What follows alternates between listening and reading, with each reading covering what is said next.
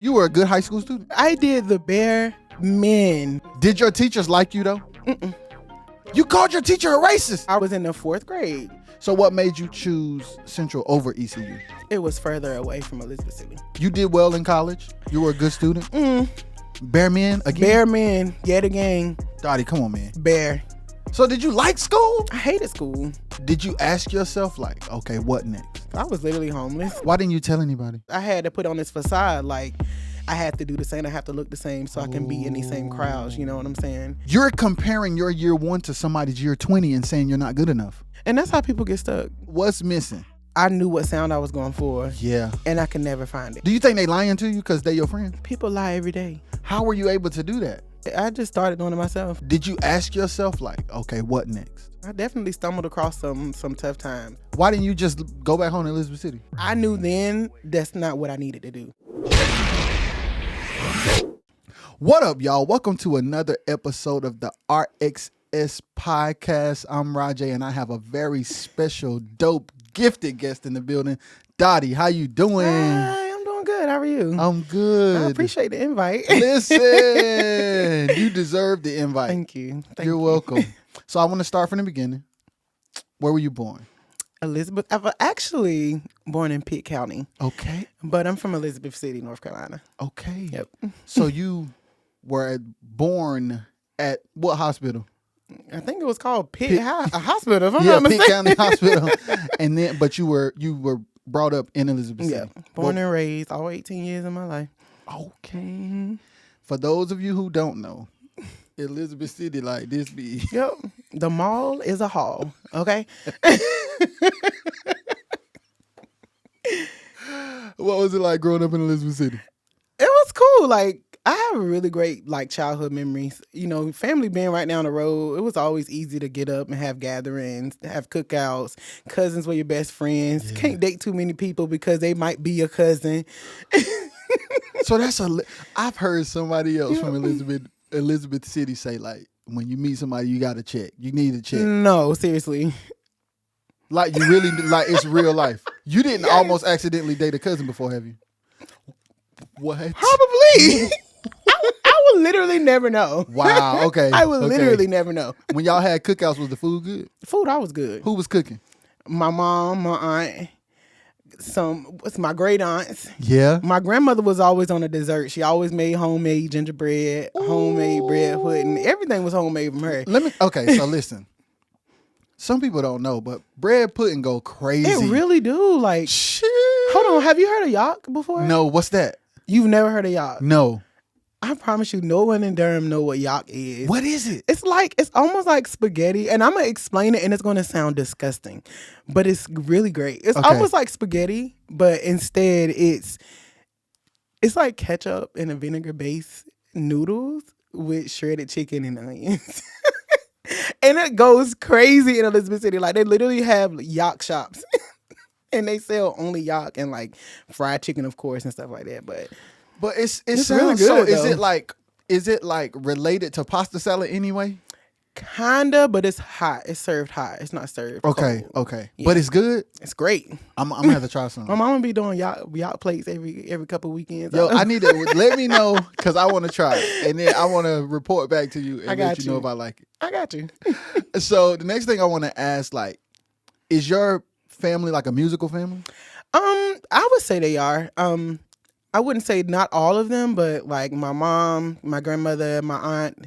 Two of my aunts used to sing all the time at like the gatherings, the family gatherings, events, funerals, weddings. They used to always sing the Lord's Prayer, like their own version of the Lord's Prayer. With like the harmonies. They and got stuff? invited everywhere Just to sing the Lord's Prayer? to sing the Lord's Prayer. Yo, that's crazy. Like, because my mom and her sisters, they used to do that too. Like, and they had their little harmony, little rendition. I thought that was fire.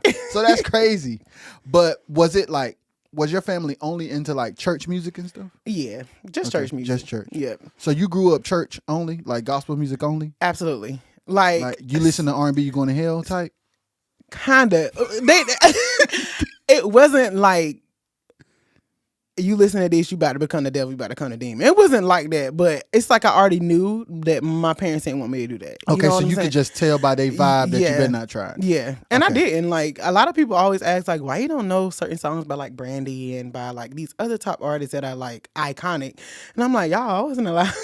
I really wasn't allowed to listen to it, and I didn't. Like, I didn't really know a lot of like old school music that everybody sing nowadays, like by Mary J. Blige and like Anita Baker and of course Brandy again. Like, a lot of that stuff I didn't learn until I got to Durham and I started singing background for a whole lot of artists who were singing that type of stuff. So you really are the definition of like a small town girl. Yeah. Like sheltered, church only, cousins up there. It's like, no, seriously. Wow. Yeah. I wouldn't say I wasn't sheltered though. But like, when I say not at all. When I say sheltered, I mean from the rest of the world. Yeah, like you're in a bubble that is separate from the rest of the world. Absolutely. But you still were already singing though? Yeah, I was singing with my mom. I was singing at my church. I was screaming back then. It wasn't really singing. It was more so screaming at the top of my lungs. Like, what songs were you screaming at the time? Hold on, what was the name of that song we used to do that got so high at the end? I really can't remember the name of it, but my mom used to always look at me because she was the choir director. She used to always look at me and be like, "You need to stop yelling." Oh, I'm like, Mom, I don't know. I don't know what else to do. It's only 7 of us up here singing, and somebody got to sing the note. Man. I'm trying to give you all I got, and we need this. Somebody got to sing the note and hear it, you know? Yeah. But yeah, I used to leave church all the time with a headache, screaming, trying to sing at You church. screamed yourself into having a headache. Yep. And you thought that was singing. Yep. Wow. Thought it was pretty accurate. So when did you start to like develop the gift on a level that was like above the screaming? I would say maybe around 8th grade year. Okay. Mm-hmm. Okay. I started taking these classical trainings at the university at Elizabeth City State. Okay. With Dr. Swan. Okay. So you in middle school, but you at the college. Yep. Getting it. How were you able to do that? I think he had came to one of like our events at the time when I was at EC, the middle school there. Yeah. And he had asked a whole lot of the students' parents if they wanted to be a part of this program that he does over the summer for kids. Yeah.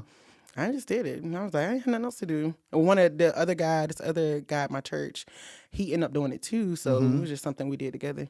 And how old was that guy? He was in middle school 8th grade too. His birthday is actually the day before mine. That's crazy. Yes, like literally, his birthday is December 25th, and mine is December 26th. Yo, that's crazy. Yep. Yo, that's my daughter's birthday. Oh, really? Yes. She's 13. I love Capricorns. Yo, that's crazy. We're actually the best. She say the same thing. That's hilarious. She say the same thing. I'll be laughing like she be on herself. That joke be funny. So you get in this program at the college, and what did you learn once you got there? I actually learned how to like minorly sight read. Like, he would teach us like different warm ups and stuff, but he would also like give us sheet music of the music we were singing, and like teach us like the beginning stages of how to sight read. Oh, so, that's fire! That's fire. I never knew what it was because in school. Because I went to school for music. So I know that being now, like in hindsight, just looking back, realizing that the things that we learned in school for music, they did not teach us that in like elementary, middle, and high school. Like they did not teach us that at all. Yeah. It was very surface level. It's hot cross buns. Yeah. And quarter notes. That's it. That's all you can clap the beat. But we're not going to talk about all these other signatures. Yeah, that's funny. So in this program, is that where you learned, okay, I've been yelling? I wouldn't say I quite learned it then. I was still learning my voice and like learning how to use theory to take care of my voice. Oh, that's interesting. Yeah, like learning how to not sing from the throat and sing from your diaphragm, and then also singing from the diaphragm without using too much head or air space because it will give you a headache. It will make you lightheaded. But so once you learn that, the headaches went away. Not quite. Got it. Jesus Christ. Yo, that's crazy. It really is because I was still just singing how I wanted to instead of how I needed to. You know what I'm saying? Yes. like just understanding where to place things, like Yeah. in the mouth and from the stomach, in the Yeah. head. That took a lot. Like, Okay. I actually really didn't perfect that until after college. Okay. Yeah. So let's go there. Yeah. So you went, where did you go to college at? Central North Carolina Central University, my illustrious alma mater. Let's go. My brother went to Central. That's crazy. So listen, before you went to Central, how often had you gone outside of Elizabeth City?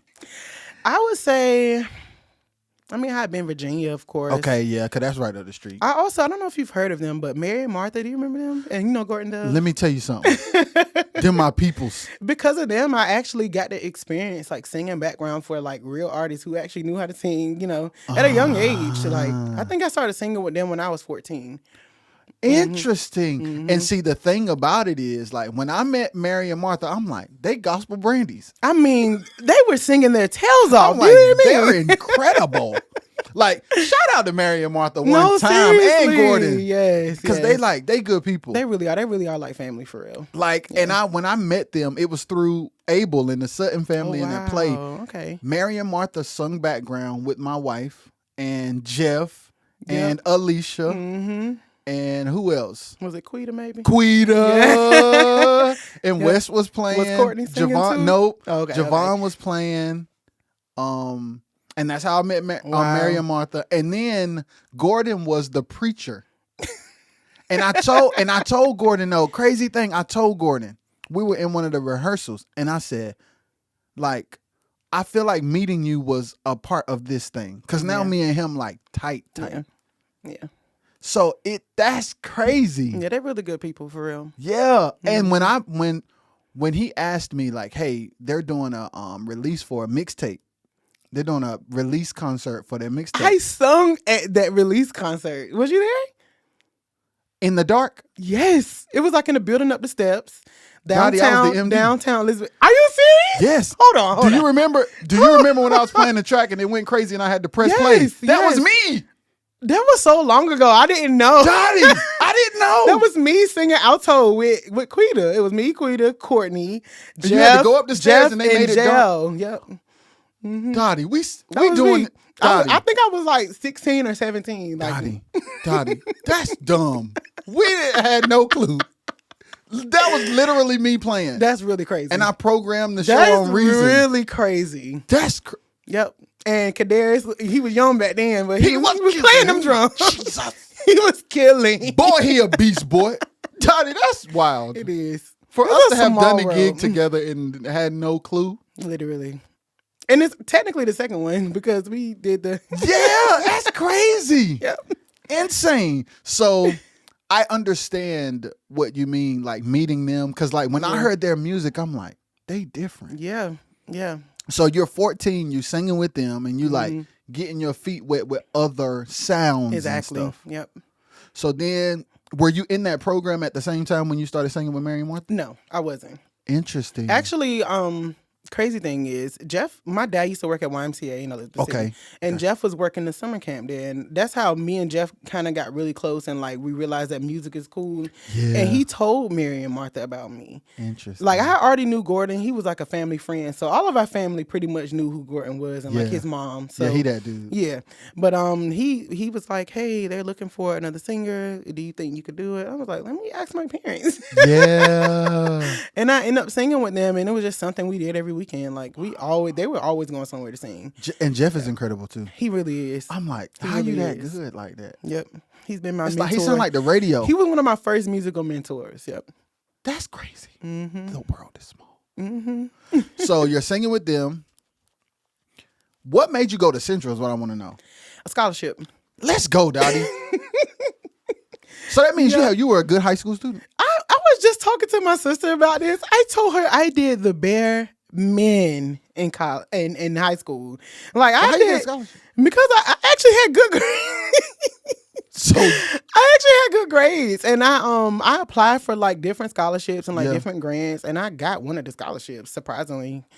Yep. Hold on. So even though you're doing the bare minimum, you have to be like relatively smart to have good grades doing the bare minimum.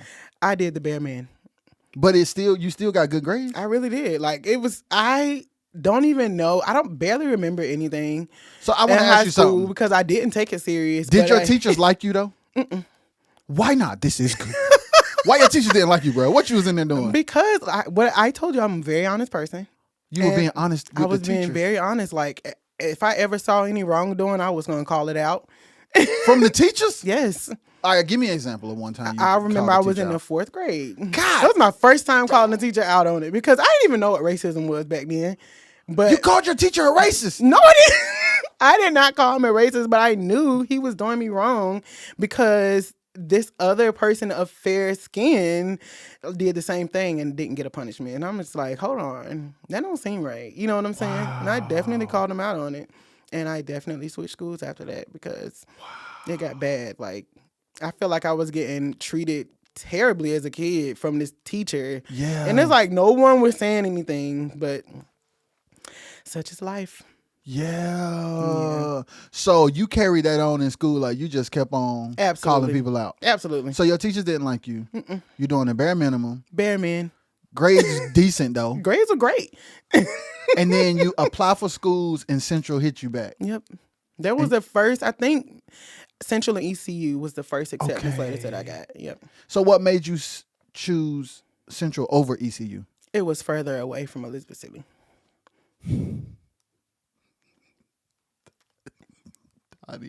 That's good logic, though. It was. I want to go the furthest away. I literally did. Like, you were like, yes. So how did you Did you look up the mileage? How did you realize it was the furthest away? I don't even know. I think someone may have told me. And you was like, yeah, that's the one. And plus, I had been to ECU anyway. Like, we had traveled there for like some type of like course event. Okay. It wasn't far at all. So that's how I remember it. Like, Raleigh is further, and if Raleigh and Durham are like right there, then Durham is further because you got to go past Raleigh to get to Durham. Yes, so that's another 20 minutes. I'm out of here. Dang. And I literally never turned back. Like, whoa, never. Like, I remember finishing college and struggling, like not really finding my way in life. You know what I'm saying? Like, not really finding a decent job. And then when I did find a job, it was not even in the field of what I wanted it to be. And then it was just a lot. Like, so what did you go to school for? Music. I studied music. Okay, you study music at Central. You're done with... So you're a better singer. Your head ain't hurting no more though, right? No more screaming. Hurting. No more screaming. No, head ain't hurting. Okay. And I would really like...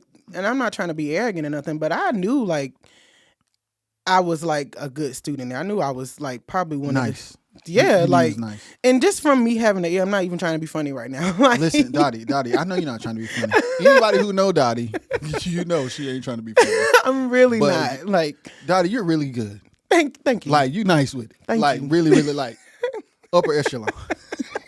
That's why it's crazy when you say, like, I didn't know R&B songs. I really did. Like to hear you sing, you would think you grew up with everything around you. So that means you have a natural God-given gift. Oh, thank you, God. And then school just helps it. It really did. Yeah. I can't say my dad, he had that old school in his pocket. Yeah. Now. Temptations was one of our favorites.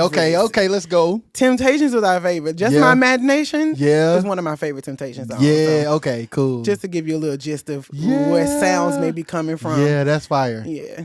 So once college was over, you did well in college? You were a good student? Bare men again? Bare men, yet again. Dottie, come on, man. Bare. So did you like school? I hated school. So why you go to college? I think I went to college because of anybody else. Her parents made you go to college. Oh, yeah. And that's why I did it. You know what I'm saying? Yeah. But I just felt like I already knew going into college, like I don't need a degree to be successful. Like, yeah. And because I knew that, I just felt like I didn't have to really apply myself, you know? And I didn't. I'm not going to even sit here and lie to you. But you passed your classes though, right? I passed them classes. Do you hear me? And it was a scholarship though, so you went to school kind of like without having to pay what everybody else has to pay. Exactly. Did you network a lot? You built relationships with people? Or were you kind of to yourself? Not like I should have. Like now that in hindsight, I realize I should have done better. But I think for the most part, most of the people that I know now and like most of like the great musicians in the RDU area, we definitely like was in college together and came out of college together. Yeah. So you ended up cool with them. Exactly. It just wasn't while y'all were in school. Right. So let's go back to what you were saying. You finished college, bare men. Bare men. You out of there. You walk. That's over. And did you ask yourself, like, okay, what next? I did ask myself that. I mean, of course, but I just felt like I was just going with the wind, you know. I was just trying to get a job, to get a car, to get a place. You know, that was You were literally like, where can I go to make money so I can get a car and a place? Yep. I started working in college, which was very hard because I don't know if any like music majors out there, you should know. Music and theater degree majors, y'all know that a lot of the classes that we take don't even have any credits, but you need it to graduate. So a lot of the things we were doing in college like were centered around like 6 or 7 classes a day. 2 of those classes didn't have no credits, but you had to go. So it was very difficult, like working in college and trying to like stay on top of my class and my work, you know. But I made ends meet. Yeah. I definitely stumbled across some tough times. Like my now husband met me like with a job, but I didn't have nowhere to stay. I was literally homeless. I ain't have no car. So I was just trying to make it, you know, trying to get by. And like one thing, I would get a car and then boom, I was able to make more money. And then boom, I was able to get a place. And it just kind of worked itself out. Like God really did his big one with that. Yeah. And I don't tell many people that story because it's kind of embarrassing. I wouldn't say it's embarrassing to me. Yeah. Because no one didn't know. They didn't know then. You know what I'm saying? Why didn't you tell anybody? Because like I said, it was embarrassing then. Like I see all these people doing so great, or just having connections, or you know, having a family that had it like that to help them out. And I was I had to put on this facade, like I had to do the same. I have to look the same so I can be in these same crowds. You know what I'm saying? Yeah. Why didn't you just go back home to Elizabeth City? I wanted to, but I knew if I did that, I would have got stuck there. Oh. Mm-hmm. Okay, let's talk about that. Because sometimes it's better to struggle going in the direction of greater than it is to go back to comfort. Comfort. Yes. Yes. Yes. That's exactly what it was. Because it's like, if I go back, I'm gonna be good, but I'm gonna start chilling. Yeah, I was gonna chill. I probably wasn't gonna work because my mom was gonna let me stay with her for free. Like, why do you? If the house is free, what are we working for? Because that's the only thing we work for, to pay rent. Literally, you're working to pay bills, and if I don't have bills, do you really think I'm gonna be trying out here? I was already giving bare men. But yeah, like I just knew if I were to do that, I was never gonna leave. Like, and I see so many people get stuck in these small towns, and they're made for bigger and they're created for greater. And I just hate to see that gift get stuck in a box, you know. And I didn't want that to happen to me. Like, I already knew in my mind, like God was already speaking to me at a young age, but it has grown since then, of course. Like since I've gotten more mature in my relationship with God and speaking and listening to my discernment, you know what I'm saying? Like, I knew then that's not what I needed to do, you know? And because I struggled like that, my independency skyrocketed. You know what I'm saying? Like, as a person, I can give advice because I've been there. Yeah. You know, I can tell you what to do. I can show you what to do because I've been there. It's up to you to take it for what it is, you know? But, yeah, it was hard. It was tough. So what was the first job you got where life got more stable financially? Like when you were like, okay, I ain't on the struggle bus no more. I was actually working at an elementary school. Yeah. Oh, that's dope. I felt like the assistant principal, but I was the admin. I felt like the assistant principal. Yeah. For real, it was cool. I worked there for 5 years. And what were you doing there? What did you have to do? I was basically like operations, making sure everything was in the offices, making sure the teachers had what they needed. Sending announcements for the students and their parents on. Basically admin work, picking up the phone. Did you have relationships with any other children? I did. I actually started nannying 2 of the kids that went to the school. Like I would pick them up from school, pick them up from home, take them to school, work. They would ride with me back to their house, and I would watch them until their mom got back. You know, trying to get my money up, you know. So you had 2 jobs, low key. Low key, it was 2 jobs at the time. It was cool though. Like even in that moment, their mom was pregnant. So I got to experience like her being in labor, You know, I ended up staying overnight with the kids because she had a baby. And then I got to experience like his growth as an infant until he was a toddler. How old is he now? He is 3 now. Wow. Yep. Like, she's literally the reason I breastfed because she was breastfeeding. I was like, I want to do that.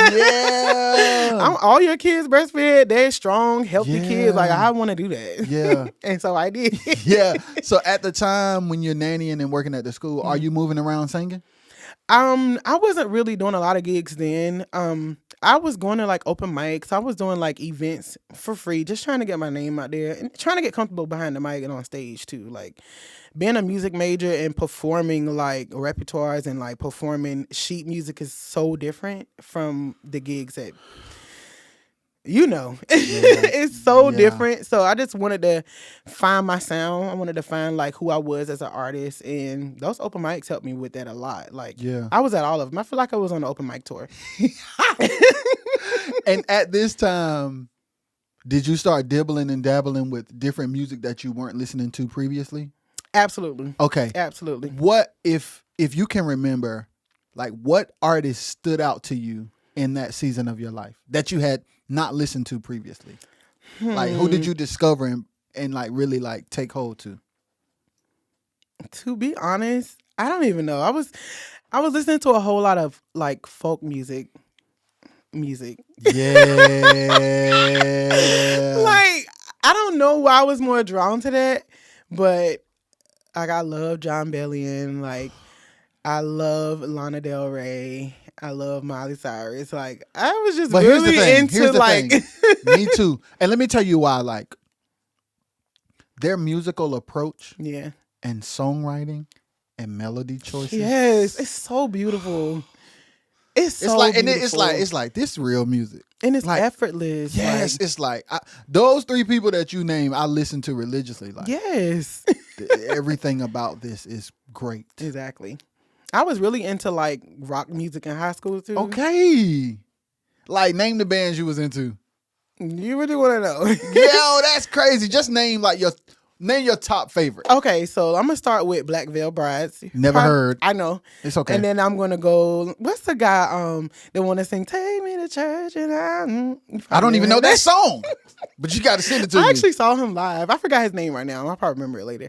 I actually ended up seeing him live with one of my best friends. Yeah, did you enjoy the concert? I loved it. Yeah. First of all, he played the mess out of that guitar. Yeah. He played that guitar so good. I was like, I gotta learn how to play guitar now. Yeah. I gotta learn how to play now. Yeah. That's another thing, like folk music, country music, like the guitars be so good. And the placement of the notes and the tones. Yeah. It's so, I'm like, man, this sounds great. Yep. So when you get there, you listening to folk music, listening to John is insane too. But he really is. Like, I was watching them. Let me tell you something. Genius. When I watched them videos of him producing, I said, this. And like, he's our age. He is. I'm like. He's literally one of us. Yes. Like, and I'm like, boy, you nice. Yeah. So you're listening to that. You're moving around at the open mics. Would you like practice at home, like in the mirror ever, or just kind of like singing to like get yourself like? Absolutely. Okay. I actually, I think I picked up a guitar around, I was like 19. Okay. 19 or 20. I can't remember right now. But I probably heard him, Eric Duncan. Yes. He actually he had a group back then. Back then it was called Incognito. Yes. And he was like, yeah, I'm looking for a singer. Do you trying to sing with us? And I ended up singing with them for like maybe the better part of 2 years. Okay. I want to say. Yeah. And singing with them, gigging with them. I think Javen was in the band at the time too. Nice. Yeah. Singing and gigging with them definitely like helped me find my sound and somewhat, settle into that and until I could do my own thing. Yeah, and that's what I was just about to say. Like, even when you aspire to be an artist, starting out singing background is really, really good. Yeah. And then moving around with somebody that's moving around, so that you get to like this far from it. Mm-hmm. And you get to see like how they move, how the crowd react, what people like, the energy, the vibe. Yep. So that's fire, bro. Shout out to Eric Duncan. Shout out to Eric Duncan. Yeah, he nice.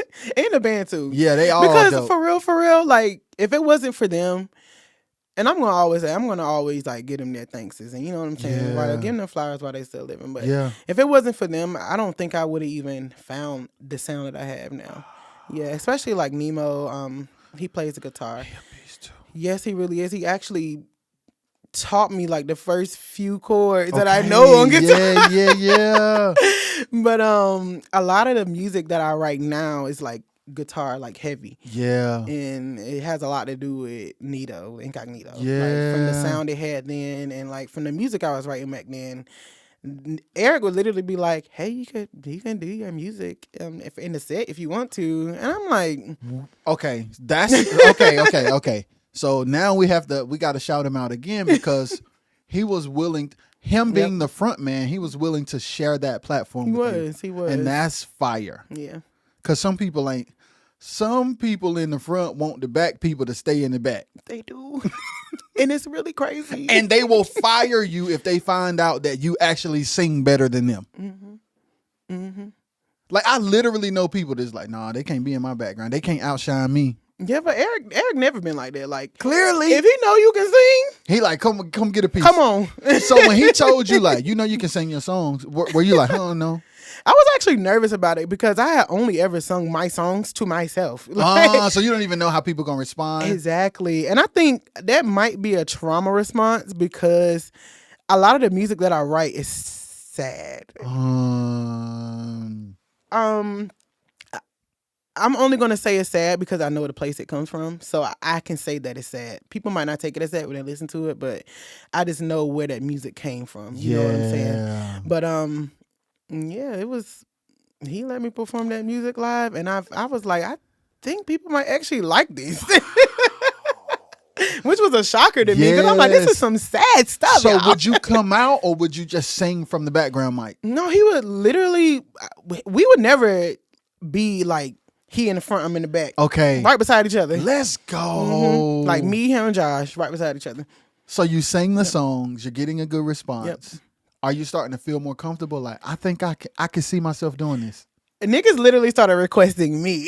Wow. Like, we want to hear Dottie sing. Like, is Dottie singing today? Is Dottie on this show with y'all? Which was so cool to me. Yeah. Like, I'm like, wow, like they actually really like me. Yeah. So you were shocked that they liked you. I was. Why? Like, because like I said, I had kept that music to myself. Like, no, outside of me singing background, like no one ever heard like the things that I wrote or the things that was in my head that was finally out there. You know what I'm saying? And I said it was a trauma response because now even like working on new music, I'm always listening to the music that I'm recording, and I'm be thinking to myself like, the world ain't never hear this. Like, and I don't know why I'm telling myself that because they are eventually like, I'm gonna put this music out. Yeah, for sure. I'm gonna do it this time. For sure. You know how many albums I recorded and said, you know what? I'm not gonna release it. It's too many. We're not gonna talk about it now. So you got like a lot of finished songs? I have a lot of finished music. Yes, sadly. Yeah, I would challenge you to just drop it all. Listen. I know you're so serious right now. I'm serious because it's like, I feel you. Yeah. But you would, the same way you weren't sure and the crowd responded. Think about if you, number one, from a place of just being brave. Yeah. That's number one. From a business standpoint of having money from the streams, that's a lot of songs. Amen. Come on, man. Get right. Run it. Y'all may like it, y'all may not. Y'all gonna listen to it to see if y'all like it or not. But either way, it's a stream. Either way, you should just drop it, bro. Yo, because I'm seeing. Okay, now we got it. Let's talk music. It's 2024, and the same as you. Like when I want to learn something. Yeah. I find myself having to go other places to learn from other people because they do stuff a little bit different. Yeah. And I watched this dude named Nick D. If you're an independent artist, no matter what genre you sing, go look up Nick D. NIC space D. He like, listen, I'm not emotional about the music. Yeah. He's like, I do what I do. He's like, there's always going to be somebody better than me. Always. And it's like, so to hear him say like, okay, I'm unemotional about the music. I get the beats. I write what comes natural to me. The first thing that I think, I record it and I put it out. That's really crazy. And he like, and a guy asked him like, how often do you drop? He was like, when I was first starting, I was dropping once a week. I was dropping a single a week. But see, it's easy for someone who have the connections or even know how to do it themselves when it comes to producing music. It's easy for them to do that, you know? But I think he was just like leasing beats or something. Yeah, I never was into the buying beats and like finding those type beats on YouTube. Yeah. Only because I knew what sound I was going for. Yeah. And I could never find it. Yeah. Like even through like asking producers to like send me beat packs or whatnot, like I never really liked anything in it. Yeah. And so I tried it. I just started doing it myself. Like I literally figured out how to work Logic, got my own mixer, got the mic, got everything, and I started recording. So now I want to ask you a question. All of those songs that you've done that you have not released, what was the production process? Is that you and other producers? It was just me. Does that have anything to do with why you're like reluctant? Definitely. Maybe because it might be a little bit of me not thinking it's good enough. Of course it is. Duh. Clearly. But have you let any of your peers and friends listen to it? Yeah. What'd they say? When are you gonna release this? Daddy. So never. Daddy. So okay, let's talk. Like from a play, we're adults here. We are black people. Some of us don't believe in therapy. Some of us never really deal with our real issues. So let's talk. Now we're gonna have a therapy session. Okay. If you have gotten positive feedback from music that you were insecure about, if somebody said this actually sounds good, when are you gonna put it out? What's missing? What's missing? Do you not believe them? Do you think they lying to you because they your friend? People lie every day. Dottie, do you think they lying to you because they your friends? No, first of all, yes. Because they're my friends. You know, they're supposed to tell you what you want to hear. Yes. When it comes to music, maybe you have dealt with this, but have you ever been around any musically inclined people and you ever felt like maybe I'm not really up to that level? Every day. But have you ever been that person that's around someone and you know they're not up to your level? You lie to their face sometimes, don't you? Exactly. No, let me answer that. Let me answer that.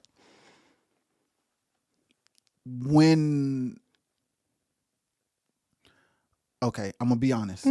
I've had situations where I did not critique, but I did not tell them it was good or bad. Okay. I've gotten to the place now when somebody asks, I'm like, are you looking for affirmation or are you looking for a critique? Gotcha. Because some people come to you and they let you hear, they play you their music and they just want you to agree that it's good.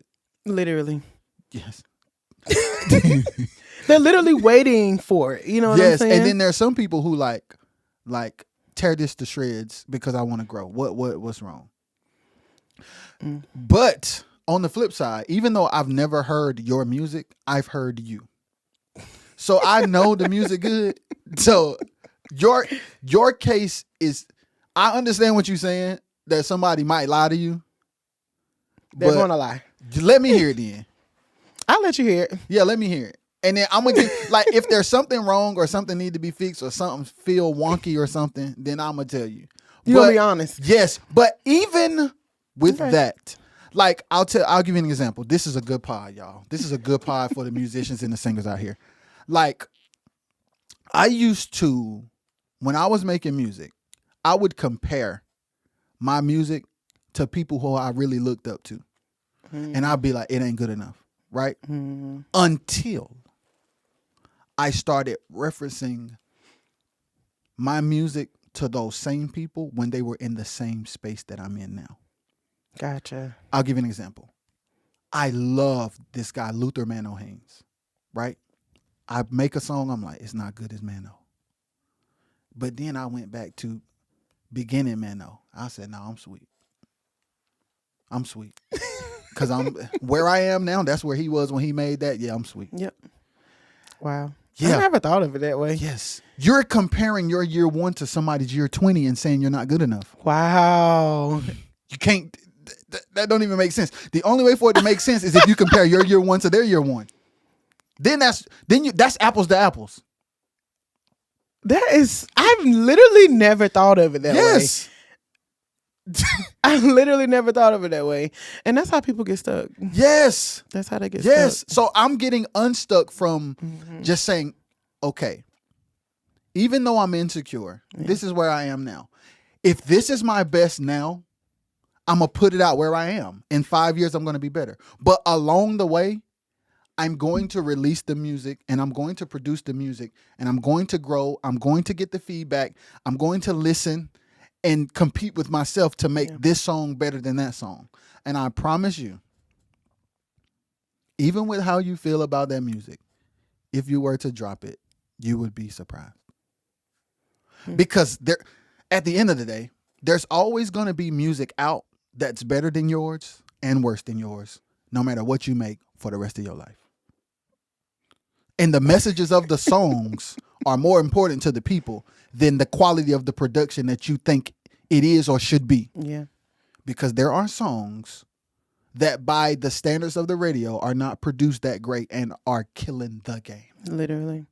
It's crazy. I was just having a conversation with my sister about, where life take us. And she asked me, she was like, how do you know what you're doing is what you're supposed to be doing? And, I literally told her, I was like, when you get to where you think you're supposed to be, how do you know that's it? You know what I'm saying? Yeah. And I feel that way about music. Yeah. I literally feel that way about music. Like, how would I know what I'm doing is good enough?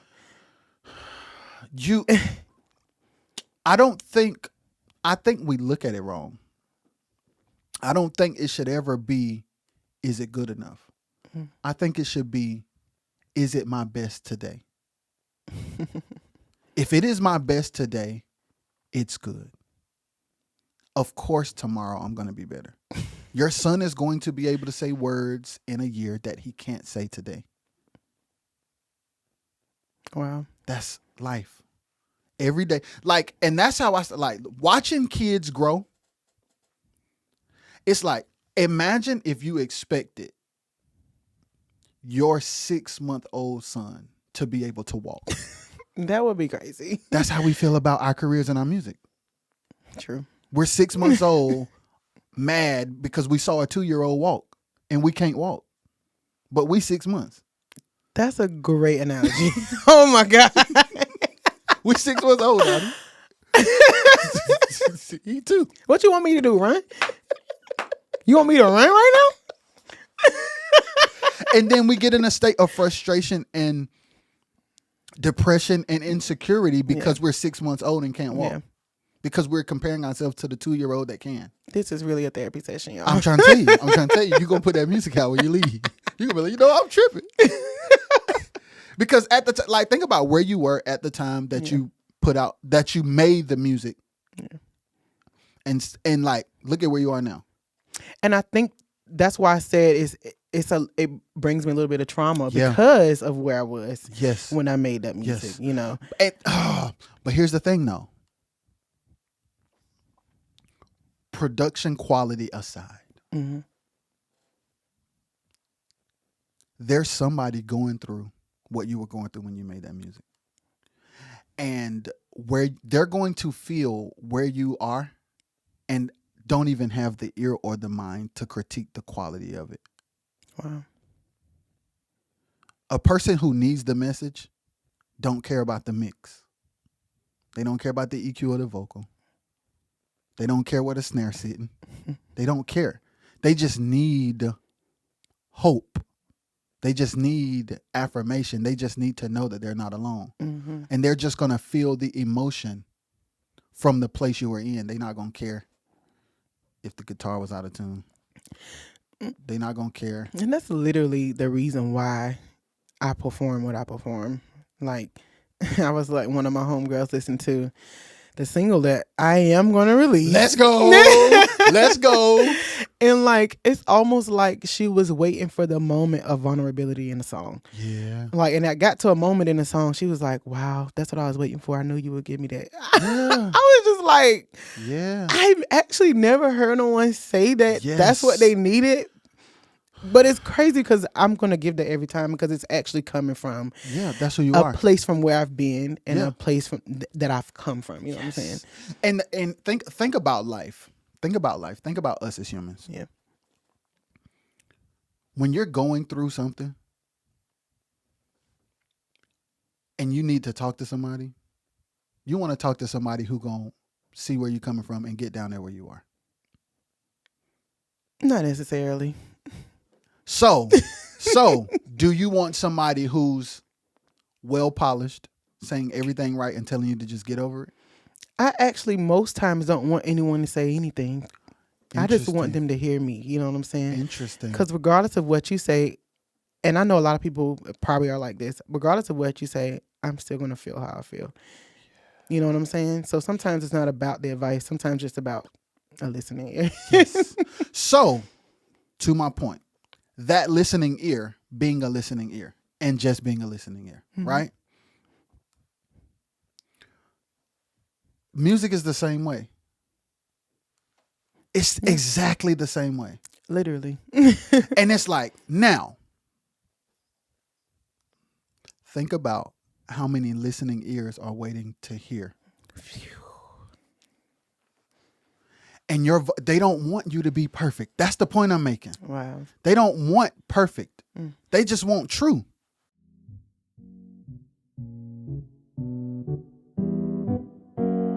Roger is the way you say it.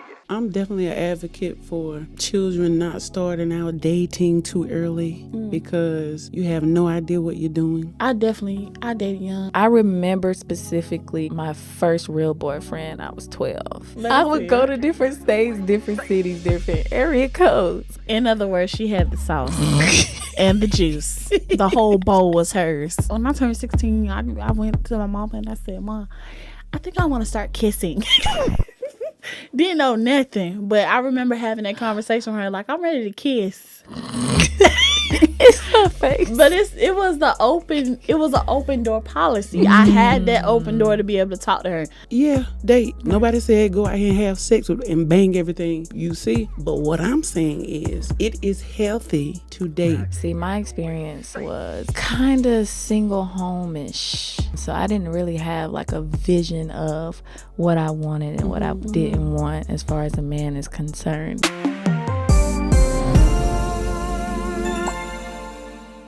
If you enjoyed this clip of Be For Real, you can watch the full video. Just head over to RXS Entertainment YouTube channel. You can also listen on Apple Podcasts and Spotify. Just type in BEFUHREAL.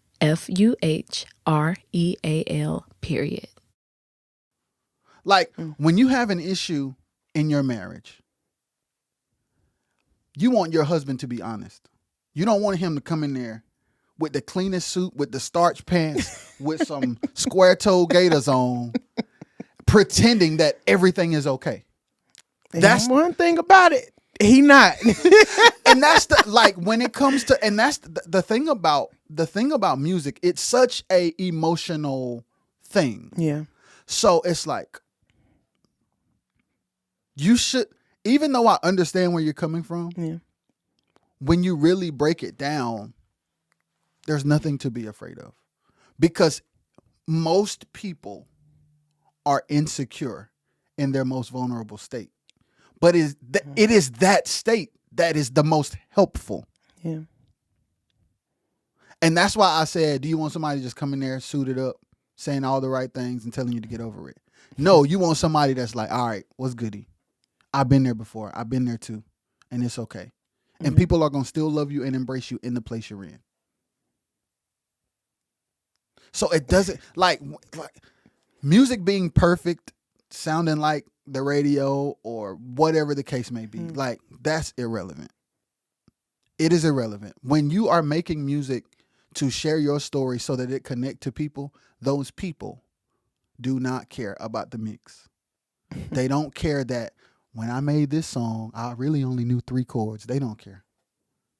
They don't care. They do not care, Dottie, at all. They just know, like, them 3 chords and that melody changed my life. I was suicidal until I heard this song. And you worried about how it sound. They not. I really need to get out of my head about that. I don't even know, like, I need therapy for real, bro. Listen, I'm. It's very clear. Me too. And it's like I had to have these conversations with myself. Like, bro, no. Like, and my wife used to tell me, like, no, man, like, what you have is what people need, even where you are, and you're robbing people out of the opportunity to experience you because you're waiting until you're on a certain level. And that's like saying, back to the children, I don't want to live until I'm 13 years old. You have to get from 1 to 13 to be 13. You have to exist on earth as an infant and grow into a teenager before you can be 13. People can still glean from who you are in that process. You don't have to wait. Where you are now, in your infant, insecure, wobbly stage, there are people who are there. There are people who are there. And they're waiting to hear from you. They need what you have to offer. And it's your responsibility to be brave enough to give it to them. And I'm not trying to give the bare man. And here's the thing. Here's the thing about it. Your music is the opposite of school for you. Very much so. Right. It's actually something I want to do. Exactly. So it's like, what do you do when you go to sit down and make a song and you're giving it all you got, but it's not good enough compared to blank? You put it out anyway. Just because your all is somebody else's bare min doesn't mean that it won't change somebody's life. It's your all, Dottie. This all I got. Yeah. It'll always be good enough if you gave it all you got. It'll always be good enough. It will always be good enough if you gave all you got. And why give all you got to music and not share it? I literally be listening to full-blown albums. That you have. In my car. Oh, my God. No, seriously, though, I really am. Like, my goal from now, I'm not going to even say just this year, but just for the rest of my life, is to complete what I started. Like, my dad always told me that, and he know I've been bad at it. Like, he's always told me that, like, you can't just quit in the middle of something. Yeah. Like, you just got to keep going. Yeah. Regardless of how you feel about it, when you make a commitment, you have to keep going. Yes. So I'm in that, finally in that zone of my life where I have to complete this. Like, and I know it needs to be done. Yes. So, and complete is going to always be better than perfect. Complete is going to always be better than perfect. Because what happens is, with every completion, there's another level of growth. Yep. Okay, that's done. What's next? That's done. What's next? So the objective should be to give it all you got, see it through. Next thing, give it all you got, see it through. And just do that over and over. And then you'll look back a year from now, 2 years, 5 years, 10 years, 20 years, and be like, I did that. We really did that. Yes. Yes. Yes. Yes. That's the vibes, Dottie. Yeah. That's the vibes. Yeah. Releasing the music in the state that it is in now, complete, all of them albums, you will be shocked what it do for you. Because you have to remember, okay, you're going to continue to feel weight until you release. And I know. Like literally. I feel it now. Like because it is going to, releasing that music yeah. is going to give you the permission to live in where you are now. Fully. Fully. I never realized like how much of a how can I word this? I never realized how much of a break music can put in your life. Like, especially when you're in the time of you writing what you're creating, and like in that moment, you don't realize how you be stuck in that moment until it's done. You know what I'm saying? Like literally the first album I dropped, I literally wrote most of that music when I was homeless. Yeah. Like I wrote most of that music when I didn't even have a dime to my name. You know what I'm saying? So it is hard for me to listen to that and like love it when I was in such a sad place in my life. You know what I'm saying? And I feel like that about a lot of the music that I want to release. It's going to get released though. I promise you I'm going to do it. But I feel like that about a lot of the music that I want to release simply because of where I was then. Yeah. And it can be very difficult for me. I can't speak for everybody else, but it can be very difficult for me to release that because I don't want to ever go back to that place. Like, mentally or physically. Like I never want to go back there again. Yes. Like time is filled with swift transition, and I tell you. I tell you. Releasing it will relieve a weight from you, though. I believe that. It will. I believe it. Because it's just, we're overcome by the words of our testimony. Mm. We hear that in church so much. Yeah.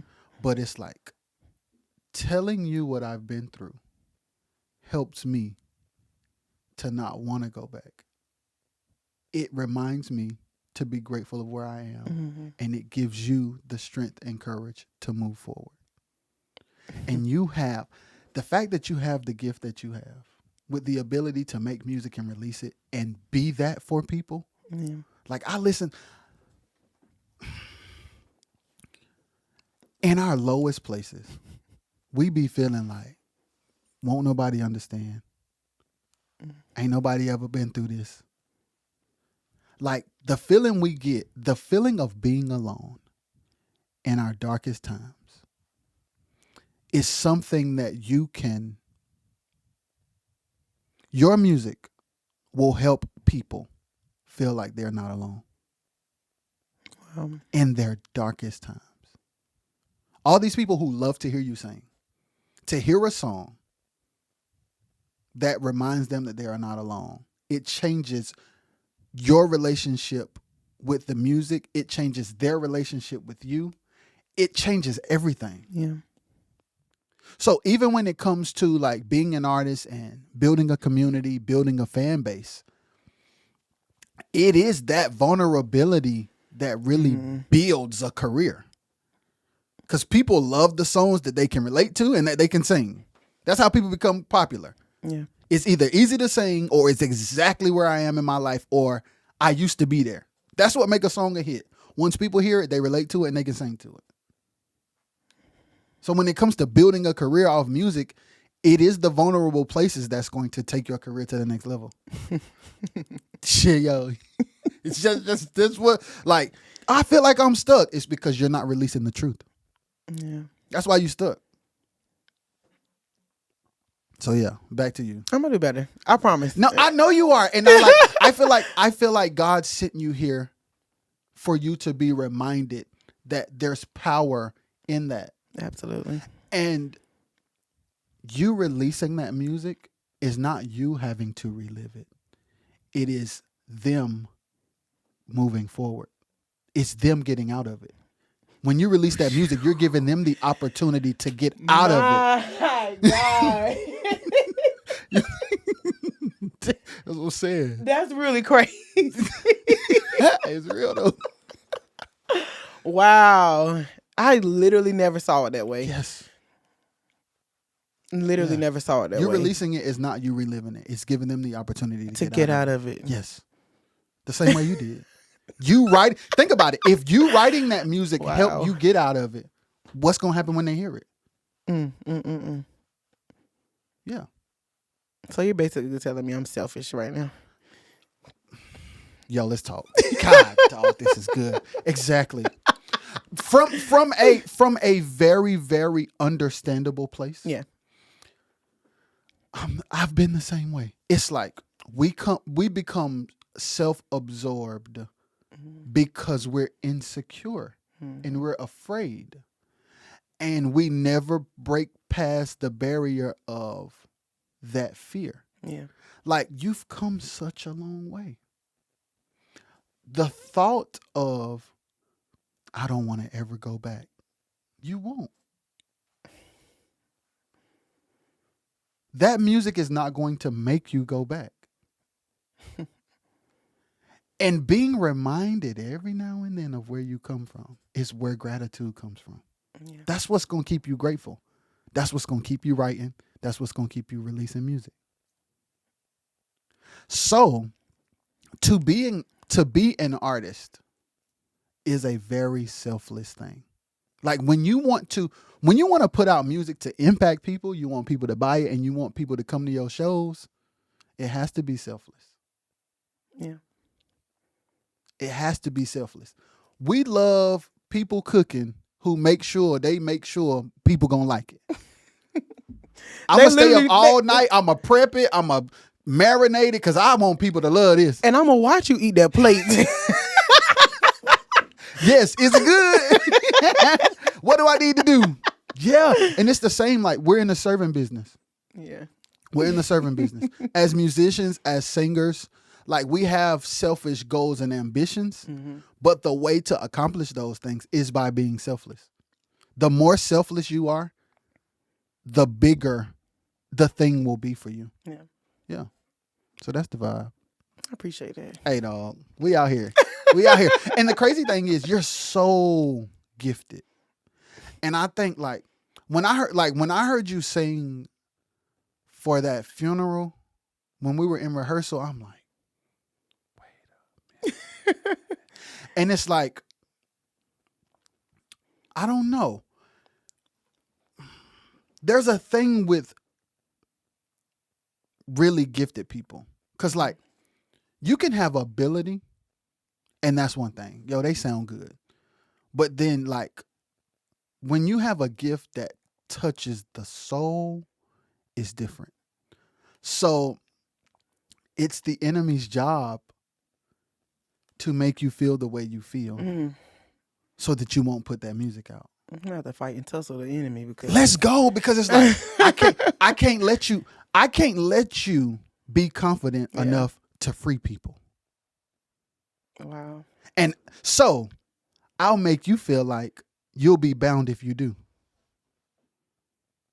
I'm about to go. Let's go. Put it on. TuneCore. This your kid right now. Bing, bing, bing, bing, bing, bing, bing, bing, bing. Release. Bing, bing, bing, bing, bing. Be about like this. Yeah, let me register all these. Yeah. It's a trick. Yeah. It's a trick. Think about how people, and I don't even know what people say to you. I just know how I felt when I heard you. Yeah. So I know people tell you like, yo, I came to this concert. Stuff wasn't really going good. I came to the bar. I was sipping a little bit. You start singing that song, and I felt a burden lifted off of me. Literally, almost every place I sung at, someone, if only one, they have came up to me. Now watch this. Now watch this, Dottie. Now watch this. This is the power of music. This is the power of the internet. If you go to a place where 20 people are in a building and 5 people tell you that, how many people will you impact if you release it? Those people, there are people in other states, other countries that you may never see physically that will have that same experience. You are robbing them of that experience by not releasing the music. The most imperfect place an artist will ever be is live. Literally. That's the most imperfect setting of an artist. And that's the response you get. Cracking voice, out of tune string, forgot to hit that note, sound ain't right. But when a person going through something, they don't care about none of it. None of it. None of it. None of it. They sure don't. Cause I'd be like, they got that out of this set. Yes. Yeah, and this was an off night. Yeah. A super off night. So yeah. Hopefully that gave you the. It definitely did. Like, Yeah. I actually feel some type of way right now. I'm trying not to show it too much. Yeah. That's But real. yeah. But that's this a nugget to all artists and musicians out there. It's like giving your best where you are is going to always be good enough. And some people is going to always need it. Like oh my God, man. Like it's such a spiritual thing. This is such a godly thing, bro. You know we got the Holy Ghost. Yes. Seriously. Like, and y'all, I don't even like sing gospel like on a regular. I don't even sing in church really. I'm in the congregation worshiping. You hear me? Listen. You hear me? But it's like you have. I be needing it. Yes. Yes. But I do. I always ask God, like, I always want him to be glorified, regardless of what I'm singing, regardless of the genre that it is. Like, I always want him to get the glory out of my gift because he gave it to me. You know what I'm saying? I've always said that, like, regardless of what words is on this paper, I want you to feel my heart. Like, absolutely. I want you to see God through me. Absolutely. And I really hope I'm portraying that. Like, please. You really are. You really are. You really are. My wife hit me like, my wife watched the stream of the funeral. Oh, wow. And text me like, yo, God hit different. I'm like, bro, no. She literally hit me like, yo, this is crazy. So yeah, you just gotta, and I'm preaching to myself too, because it's like, and like that's another thing. To speak to someone as gifted as you, it reminds me that we're all insecure, even when we dope. Mm-hmm. Like I've had talks with Samo, right? The world will see his Instagram and say, he too nice. Things have to be going correct. Not all the time. Yeah. We all have those battles, yo. Yep. And you remind me of him so much because y'all come from such a vulnerable place. Mm-hmm. And like what comes from the heart reaches the heart. And it's like, you can multiply that by releasing music. It just is like common sense. So yeah, all right, I'm done. He been fussing at me for the past 20 minutes now, y'all. If I don't release this music, I'm gonna be tight. By this time next week. Oh yeah, I'm gonna be tight. I know I'm gonna have about 4 to 5. I'm gonna hit you like just release it up. Because it's like, yo, man, what are you doing? Yeah. But at the same time, I understand it. And it's like, and I know you understand it, which is why you're preaching to me right now. I know like, you do. Bro, like, I have peers right now. This is real. Yo, I have peers right now who, if I did not know them, I would be insecure about my abilities because of how good they are. Wow. But then I have conversations with them and they tell me how they view me and what I do. And then it's like, geez, we're all insecure in some way. Mm-hmm. Like, if I were to just, like, one of my homies right now from Miami, I ain't gonna say your name, bro. He one of my closest friends, right? If I did not know him personally and I just heard tracks that he made, I would feel like giving up on music because that's how dope he is. But when we talk, it's like, oh, that's my little bro. Yeah. I got to make sure he's okay. He tells me like, you inspire me to blank, blank, blank, blank. I would not be where I am or sound how I sound if it wasn't for the fact that you did this, this, this, and this, and this. Wow. And it's like, oh, when you know, it's different. And we all compare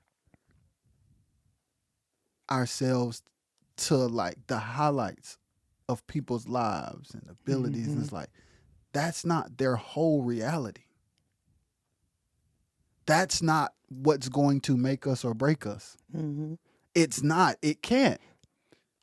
We see the dopest people in the world and be like, I ain't there yet. They ain't there yet either. You would actually be surprised if you personally knew them. They nowhere near. So it's like, to talk to, as dope as you are, I would have never known this if we didn't talk. I would not guess that. Yeah. I would not guess that. I'll be struggling sometimes, but yes. I really am putting my best foot forward to do better though. Like I really am trying to do better about that. Like I get fussed out enough about it. So yeah. But it's the realization of, number one, the responsibility. Yeah.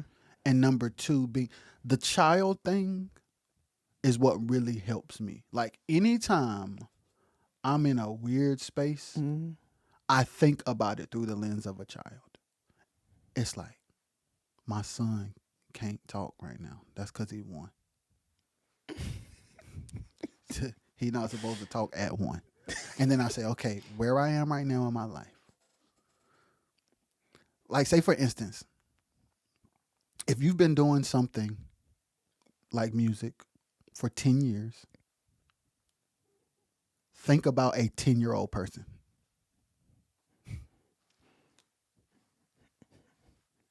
And then just be like, okay. Yeah. Am I supposed to be able to drive a 18-wheeler truck at 10 years old? Nah. Right.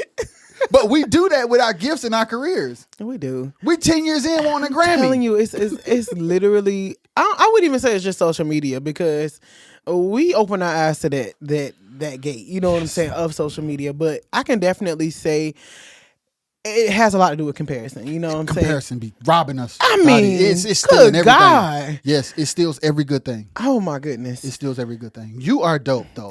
Like, you are dope beyond average on a lot of levels. Thank you. Your gift is very, very, very spiritual.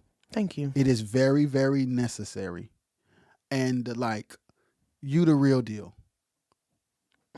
Your mission is to change lives, transform lives through music. Yeah. Like, getting people out of dark places is what you've been assigned to do. That's why you had to go through dark places. Because I'm about to cry. Yeah, it's real. It's real life. It's real life. You had to help people get out. Let me get out of here. It's real life. And it's like, when you understand, like we hear people say all the time, like, she understood the assignment. He understood the assignment. Like, when you understand the assignment, the journey makes sense. And then you can take ownership of what you're responsible for without feeling a way about it. It's like, I don't feel, hey, I gotta, that didn't sound like I wanted it to sound, but that ain't what it's about. It's almost like my mind is telling me success of what it is that you're doing is just, it's not good enough. You know what I'm saying? Like, have you ever been in that place where if you don't finish, you're content, but when you do, and you don't think it's good enough, it's just like, it makes you feel worse than not completing it. You know what I'm saying? So it's you feel better just in the cycle of doing it than completing it. Yep. What happens in your mind once something is complete? It's almost like reading a book. You get stuck in the process instead of being at the finish line. Yeah.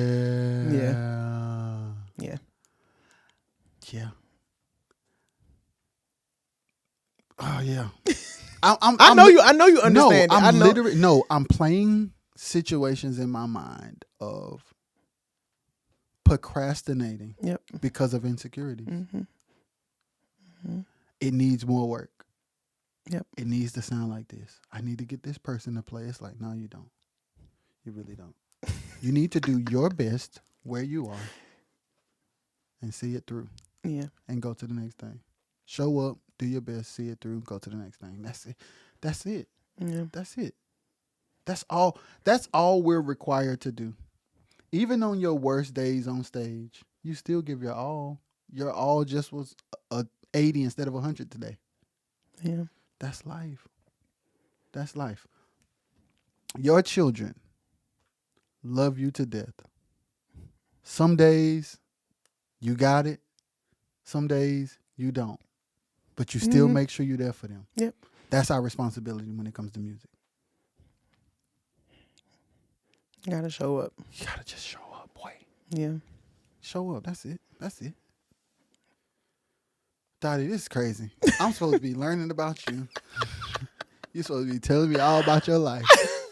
And we done changed. Yo, this is wild.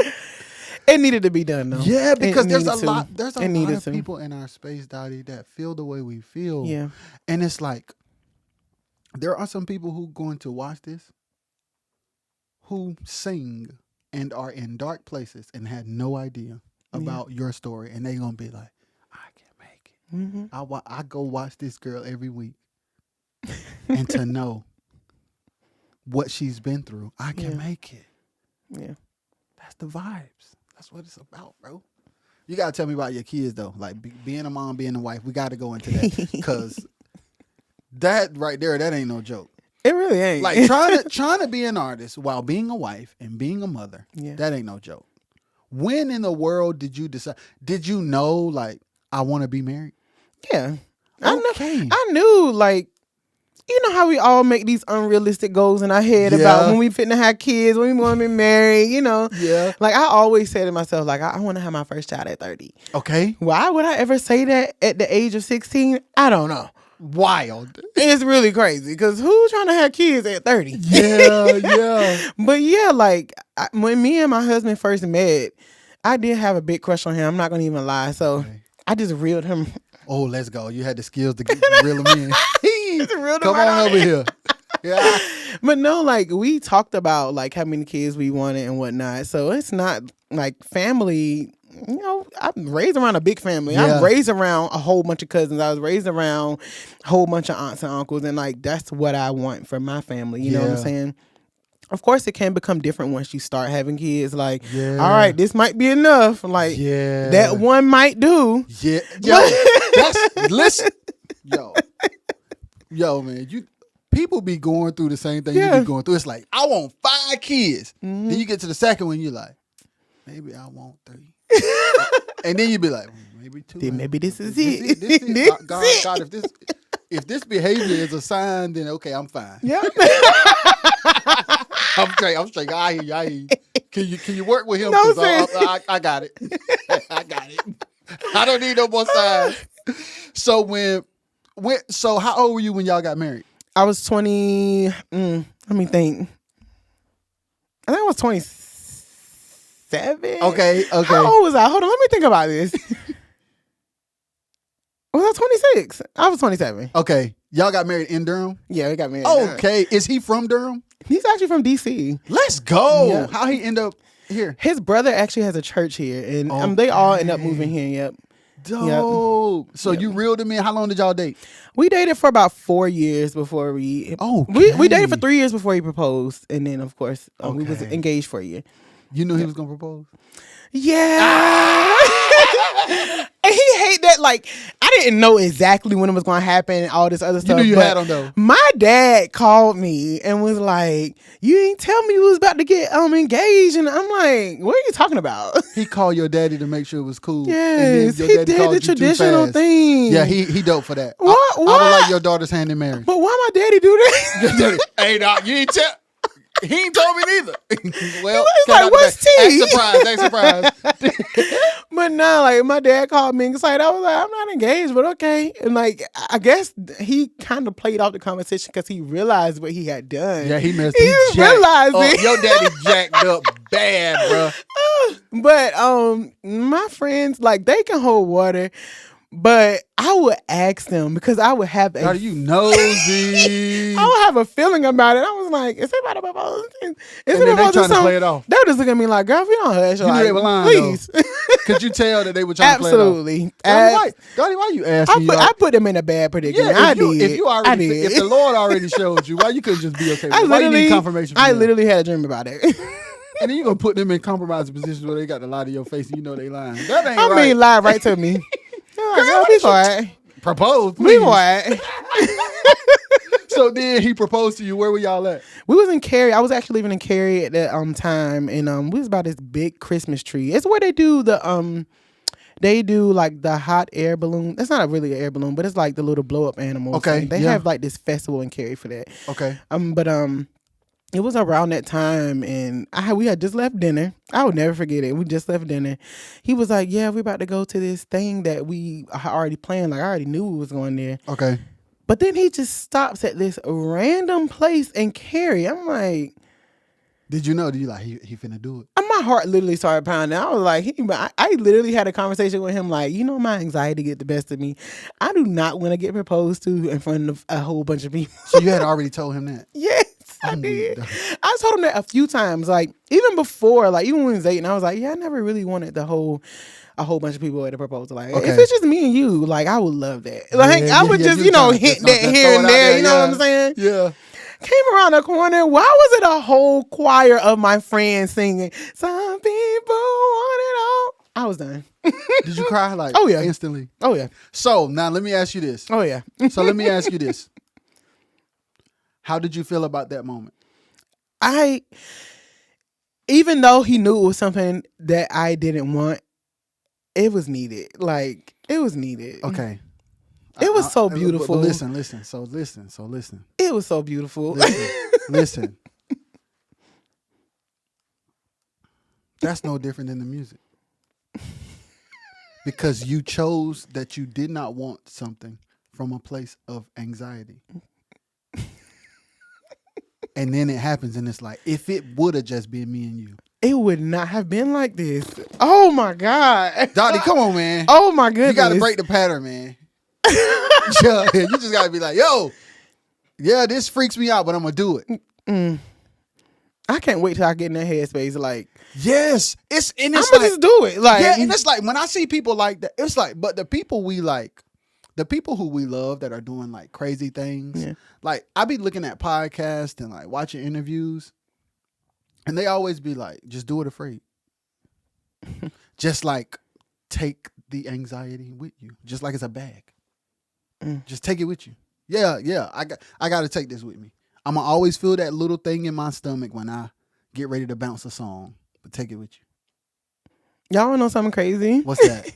This is Raj's second attempt at getting me here. Because the first time I was too scared to do it, and so I didn't respond. Let's go!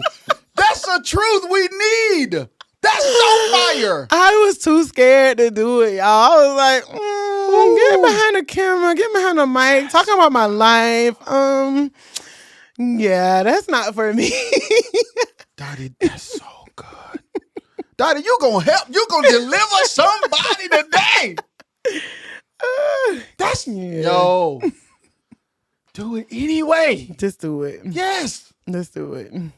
Yes. Wow. It's like this how I look at it. I rather, if I'm going to feel a way, either way, I'd rather it be done and I feel away. Because either way, I'm going to feel away. But one is going to be complete. The other one is going to be incomplete. I'm going to still feel away either way. Either way. Either way. So since I'm going to feel away, I might as well just do it. Might as well just.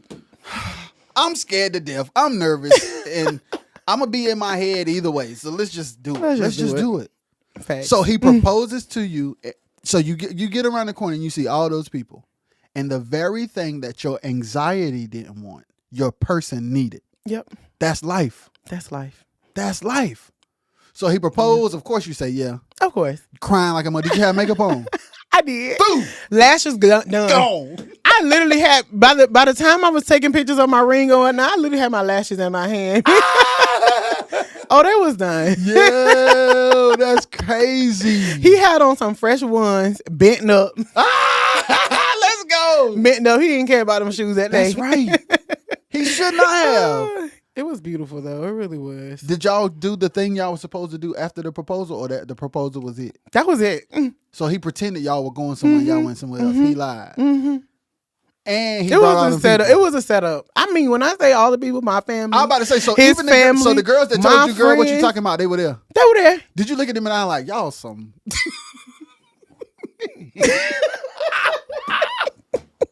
y'all like to be shaming y'all selves. And like when I brought it up after the fact, it was like, you knew you was about to get proposed to. Now, why would you ask us that? Why would you ask? Yo, that's funny.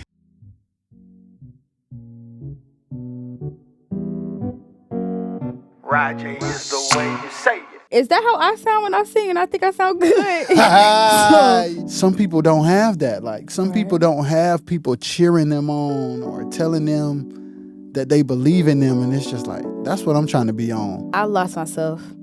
And I feel like once I lost myself, everybody knew I did because I didn't really act the same. You try to change who you are so that people can have better opinions about you. I am a new me, Ooh. and I'm okay with that. Hi, this is Nay, and that was Nay's Place. If you want to catch more, search Nay's Place on Apple Podcasts, Spotify, and RXS Entertainment YouTube channel. So I want to talk to you about, so you get married. Y'all were engaged for a year. Yep. Then you get married. So then you had, how long between getting married and having the first child? So we got married, and I want to say I found out I was pregnant about 4 months after. Okay. So y'all didn't play, y'all didn't waste no time on playing no games. Okay. So y'all have the first child. Our only child. Oh, y'all only have one child. Why I think you have more? Maybe because you was talking about My niece and nephew, maybe. Yes. Yeah. So y'all have one child. Yes. How old is he now? He's 1. He'll be 2 in August. Okay. Yeah. So talk to me about, are y'all about to have more kids? Okay. Talk to me. Talk to me about being a mother, being a wife, and still trying to do music. Like, what was that like? It's okay. So I had a very tough pregnancy in the beginning. Okay. Like, I literally lost close to 50 pounds. Okay. In my first trimester because I couldn't eat. I couldn't keep no food down. Like, and it was almost to the point where like, why am I pregnant if I'm fitting to struggle like this? You know what I'm saying? It was a struggle. And like I had got so in my head about it that I knew that after I had him, I didn't want any more kids. Like that's how bad it was for me. Like, and I know it was different from my husband. He was like, no, we're going to have these kids now. Oh, he ain't playing no games. Okay. We're fitting to have these kids. I was like, okay, you know, Yeah. I'm young and fertile. Let's just do our big one. Yeah. Yeah. But no, after I had 3, I had you ever heard of Marcus Anderson, the saxophone player? Yes. Yeah. He was like, you know, I thought you were gonna take a break from music after having your son. Yeah. But what are you doing right now? Like he asked me. I was like, I think I'm about to start doing music again. Yeah, boy. Cause I already knew in my mind, and I feel like people around me knew that I was going to take that much needed break because I'm a new mom, a new wife for real. Like I hadn't even been a wife for a whole year before having my son. You know what I'm saying? Being married is not nothing. It's nothing to play with. It's really not. Like you really have to learn each other's language, because if you don't, it's just you're gonna be bumping heads all the time. Yes. You know, and you realize like when you marry a person, it's like, I don't know you. Mm-hmm. Yo, I ain't never lived with you. I don't know who I was dating. But who did I just move in with? Who did I just move in with? At all. It is nowhere near the same person at all. So you dealing with that, then you had a baby, but then you decide, okay, I'm gonna do it. So what made you? So did you question if you were gonna do music before you decided to start back, or were you always like, I'm gonna get back at it? So in my mind, of course, I was like, I'm not gonna let like a child or a baby hold me back from like my career. Of course, that's the first thing I'm telling myself. But when you actually get into motherhood, like it's easier said than done, you know. Yeah. Like the compromises and the sacrifices that you have to make sure your child is taken care of, you know. Yeah. I'm going to do that first and foremost. Let's go. Every single time. Yes, absolutely. Every single time. But when I realized the village that I had, and when I realized even people in the music industry who know my son and who are kind of close to my son too, like, it was like, you have a village, you can do this. Like, yeah. And my mother-in-law tells me all the time, like, you can have more kids. We right here. So, you know what I'm saying? Let's talk about that for a minute, because that's another thing too, like, as a mother. Yeah. That's your child. Yeah. So in your mind, this is my responsibility.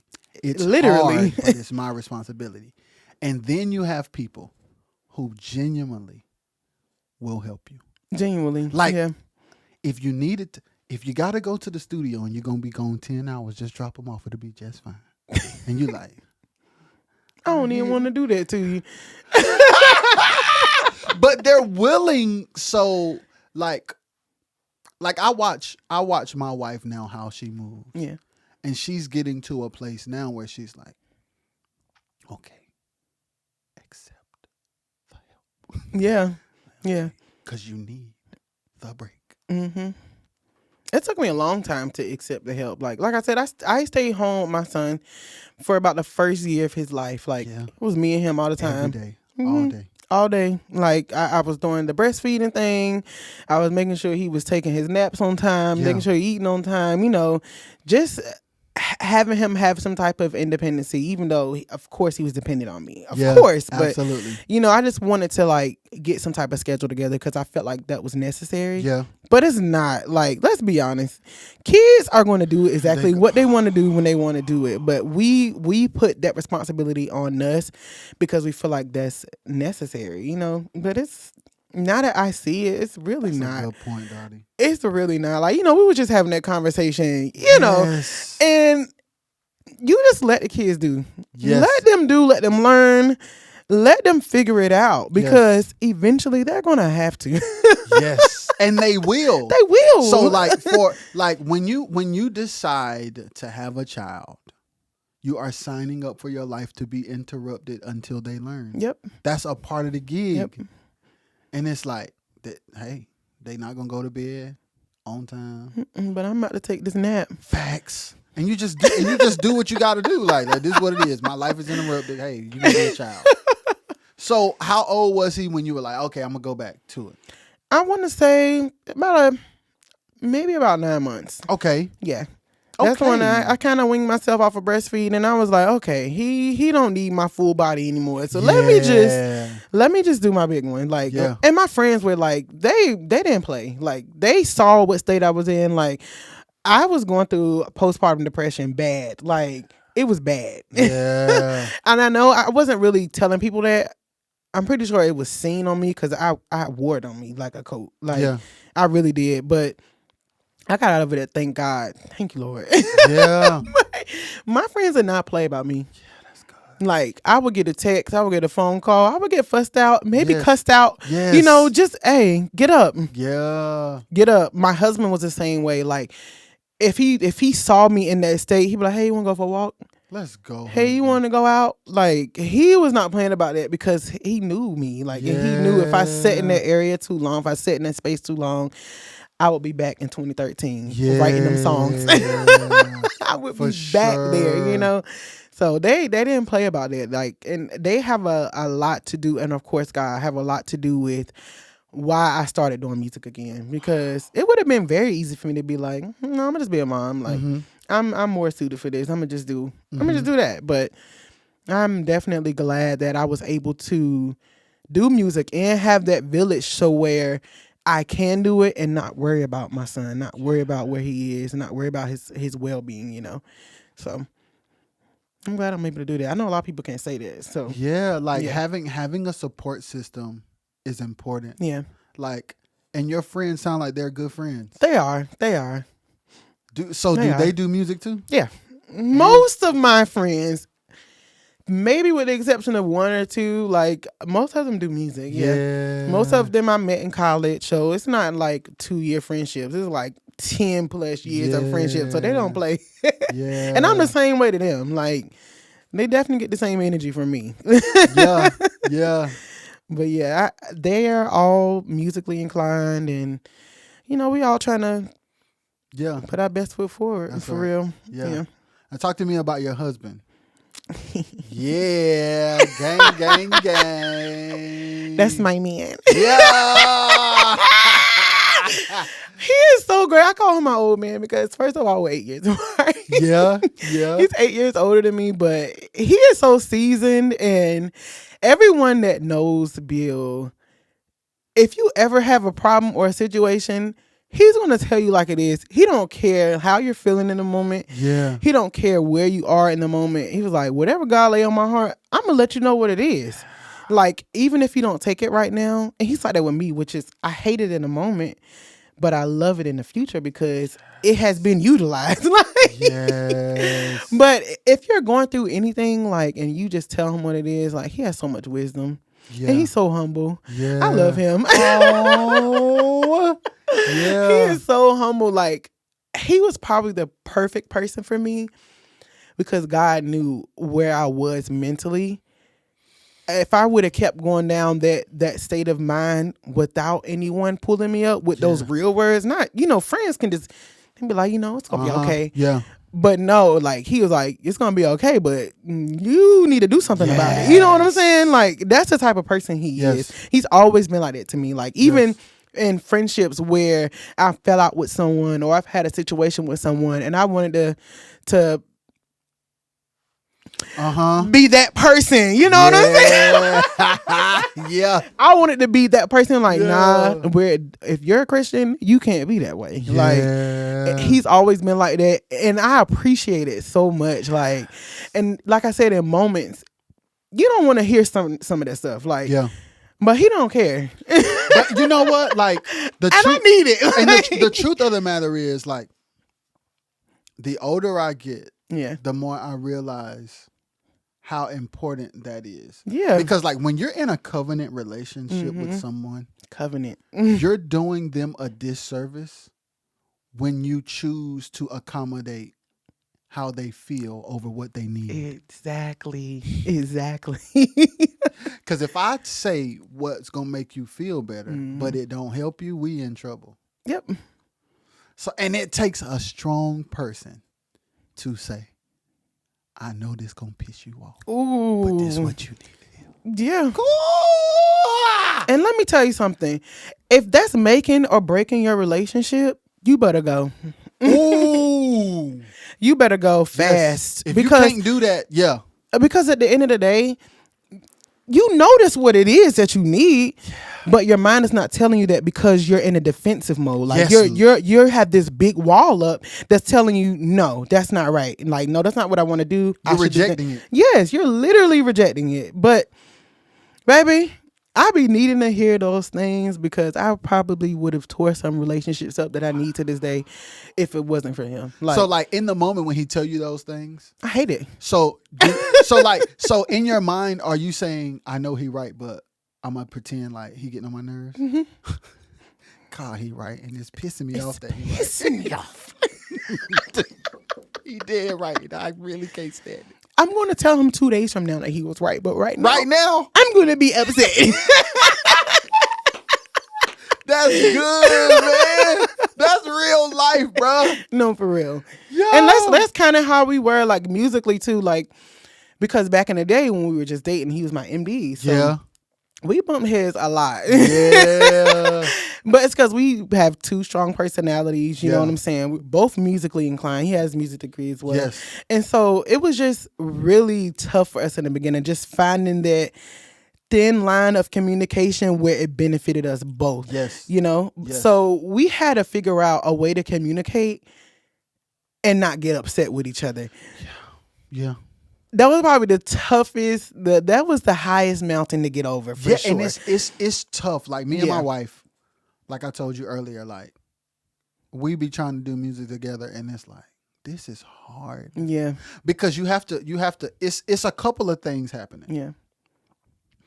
You're insecure about certain things naturally. So if they are pointed out by the person who's supposed to love you, Ooh. now you my enemy now? Yep. You trying to fight? Like, what's good? Like, you supposed to love me past this insecurity, and you're reminding me of it. You're the adversary. You straight up the enemy. You're the enemy right now. Like, you was sent from Satan. That's how we take it. I'm literally thinking back on the rehearsal, and I was so upset. And I'm just like, this man was right. This man was right. Yeah. And I'm sitting here fussing him out. Yes, like, bro. what? Yo, that's what, but it's real life. And it's like, when you're in a relationship, when you're in a marriage, like, getting to a place where you're able to communicate with the person, it's like, okay, yep, I'm going to have this conversation beyond my emotions. I'm going to see past my insecurities. Because it's like, ain't it crazy how people who love us the most tell us the truth, and it hurts so bad. It hurts so bad. But we will listen to a person hype us up that has very bad intentions for being connected to us. Yep. They gonna tell us what we want to hear so that we can do what we need to do to benefit them. The people who love you are going to tell you what you need, even when it does not benefit them. Yep. I'm not telling you this, Dottie, because I want you to feature on my next record. I'm telling you this because you need to be better for yourself. For yourself. Yep. Yep. Yo, that's wild. It's real life though. It really Shout out to is. Bill one time. Gang, gang. listen here. I don't care how you feel. This is what you need to know. Yeah, figure the rest out later. And he's really like that with everyone around him. Yo. Like, anybody will tell you that. Like, Bill is the kind Bill a real, like, Bill is the kind of friend you need. No, seriously. Even when you don't want that kind of friend, that's the kind of friend you need. Yes. Like, shout out to Bill for real. No, for real. Because that's like, For real. in life, you don't meet too many people who are willing to be honest with you because it's what you need. Yep. They're going to either accommodate your feelings or they're going to tell you what you need, what they know you want to hear so you can serve them. Mm-hmm. That's most people. Mm-hmm. I don't want to offend her, so I ain't going to say nothing. Or I'm going to hype her up because I need her. Wow. Versus, I love you whether you do something for me or not. And I'm telling you this because this is what you need to hear. And you want to know something crazy? What's that? I'm literally that person too, which is why I could understand where my husband is coming from, and which is why I know how to be soft-spoken about it, even if I feel some type of way, because I know you're right. And if I can't be that person to others, I can't be hypocritical. You know what I'm saying? And like, there's nothing, Dottie, this conversation is the best. There's nothing worse than being the person who can always tell people the truth and can't never take the that's truth. crazy. That's crazy. So when you blunt, it's necessary. When people blunt with you, they rude. Right. That's crazy. That's really crazy. I'd be like, you right. You gotta play it off a little bit like you're not offended, but you right.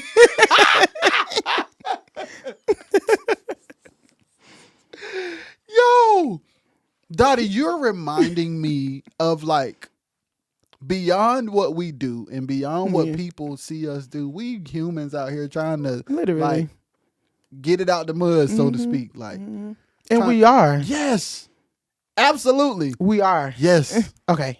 Being parents, like being spouses to a whole nother human with emotions and feelings and dreams and aspirations, figuring out how to balance that. Yep.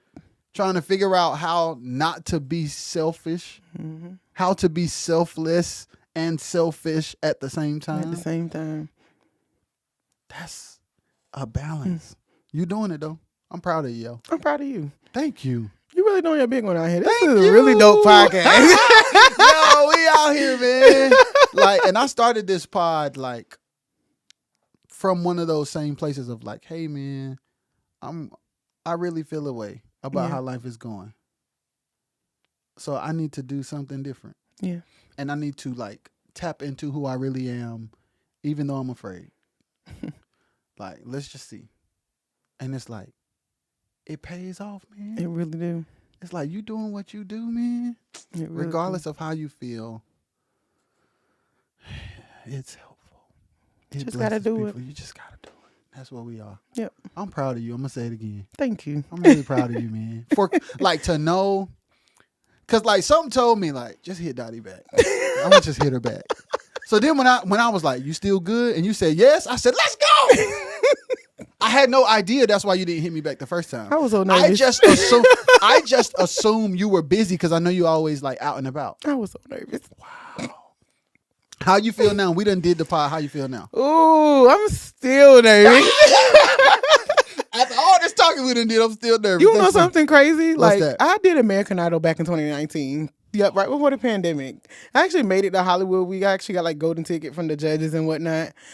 And this part of the show, like doing the interviews and like sitting down with the executive producers and them like asking you 1,000 questions. Oh my God.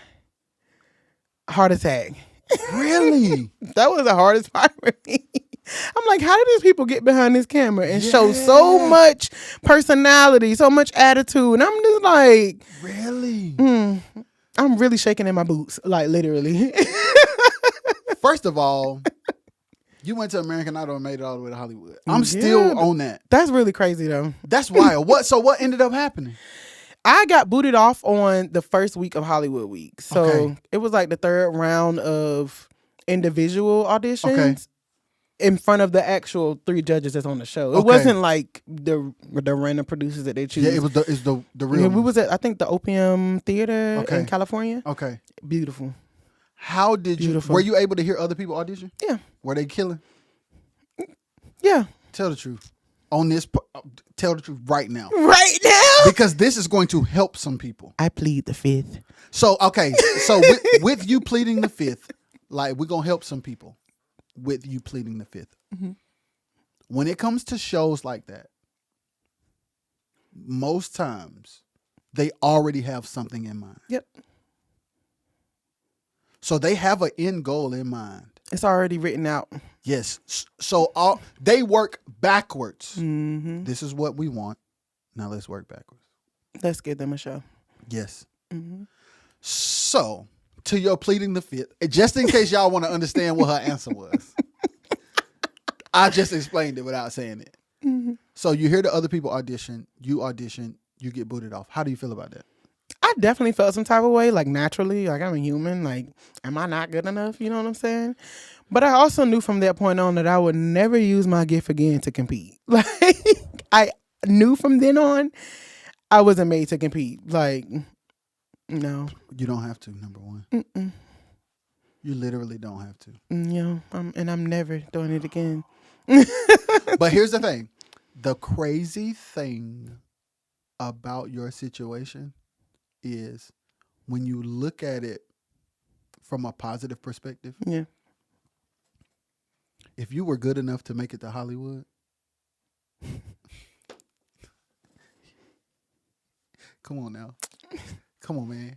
Because some people don't make it past that first point. It was a very interesting process. It was very interesting seeing the people who also made it as well. Because you're like, come on now. This is rigged. But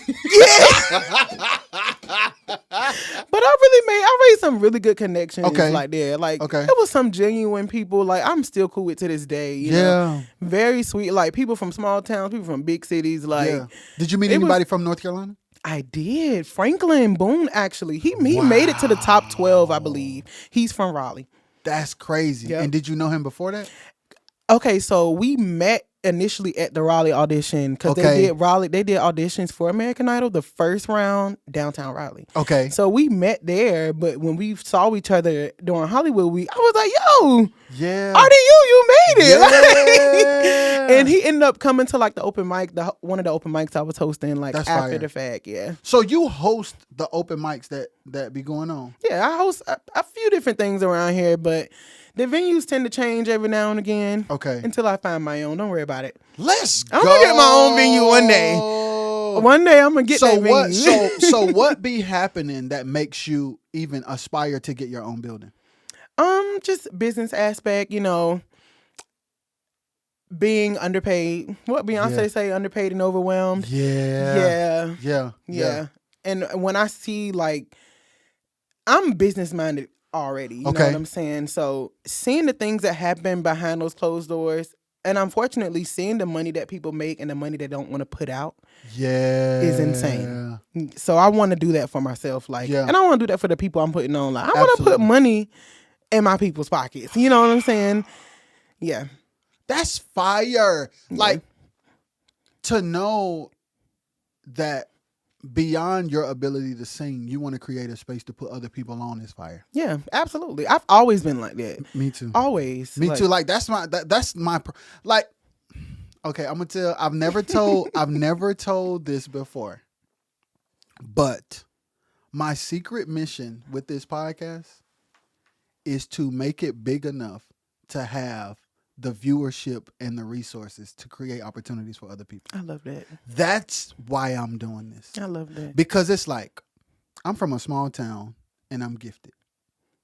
But being gifted is not enough. Yeah. But I don't feel like I'm supposed to move. Because, that's the thing that people think you're supposed to do. It's like, I know I've been assigned to this region. Mm-hmm. God, I know you want me to be here. Yeah. So I have to find a way to substitute not being in a bigger city. Bringing the resources to you. Bingo. You sound like my husband because I used to tell him all the time, like, I want to move to Charlotte. Like, I just feel like I'll blow up there. He was like, well, what are you doing here? I'm like, can you start talking to me first of all? Because that's what you're going to do in Charlotte.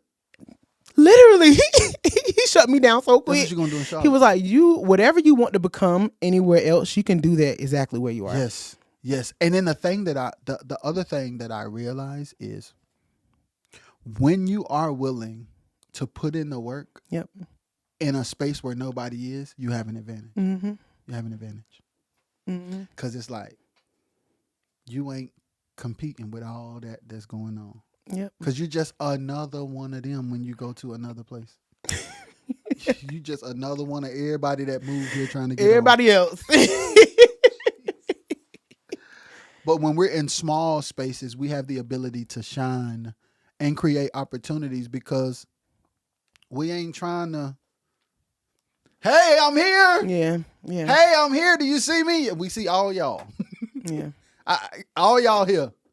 So I think that's dope. Thank you. And then like getting your own building and then like being able to host and being able to have the control over everything so you can disperse the resources more fairly. Mm-hmm. I cannot wait. Like, and none of y'all better not pray on my downfall either, because I'm gonna rebuke it. I can see it now. Like somebody coming to one of your open mic nights and like really something, their lives changing from like being discovered there. Like that's the vibe. See, man, we kindred spirits, man. We out here trying to change lives. No, because like we from small towns where it's like don't nobody. It's like you said, we understand. That's why. Yes, it's like we understand. And then the crazy thing is, what about when you go places and people hear you sing and they like, you ain't from no. I get that all the time. Like, where you from? Elizabeth City. You talking about the one by South Carolina? No, it's the one by Virginia. Yes. So it's like, okay, God, when people make those kind of comments, I know that you've given me global influence naturally. Yeah. But I have to turn the global influence into a reality through this. Yep. Same thing. When you get that building, it's up. It's already up, but it's going to really be up. I can't wait. That's when the tax bracket going to change and all that. Woo! Hey, that's when it's going to change. So I'm looking forward to it, and I'm excited for you. Thank you. I'm excited for your future. I appreciate it. Because it's bright. And I feel you, like everything that you've said, I understand. And it's like there's a very, very, very bright light at the end of this long, dark tunnel. And if you just keep on walking, that's all you got to do. Just keep on walking. I love this. Ooh, I'm full. That's what Simone said. I'm full. I'm full, man. There is, like, you just got to keep on walking. So. Yeah, we ain't quitting no more around here. No more. It's like finish. No more quitting. Yeah. No more quitting. Yeah. Boy, and it's tough. it's tough. Like when like insecurities, like, is my voice good enough? Yeah. Other people can play better than me. My mix don't sound as good as everybody else's. I don't have the equipment that everybody has. I don't have the connections that everybody else has.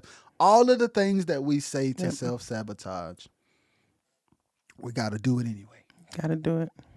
We got to do it. So you will be dropping all of them songs. Hey, man, y'all clap. If y'all listening and watching, clap. Clap for Dottie as she releases all her songs.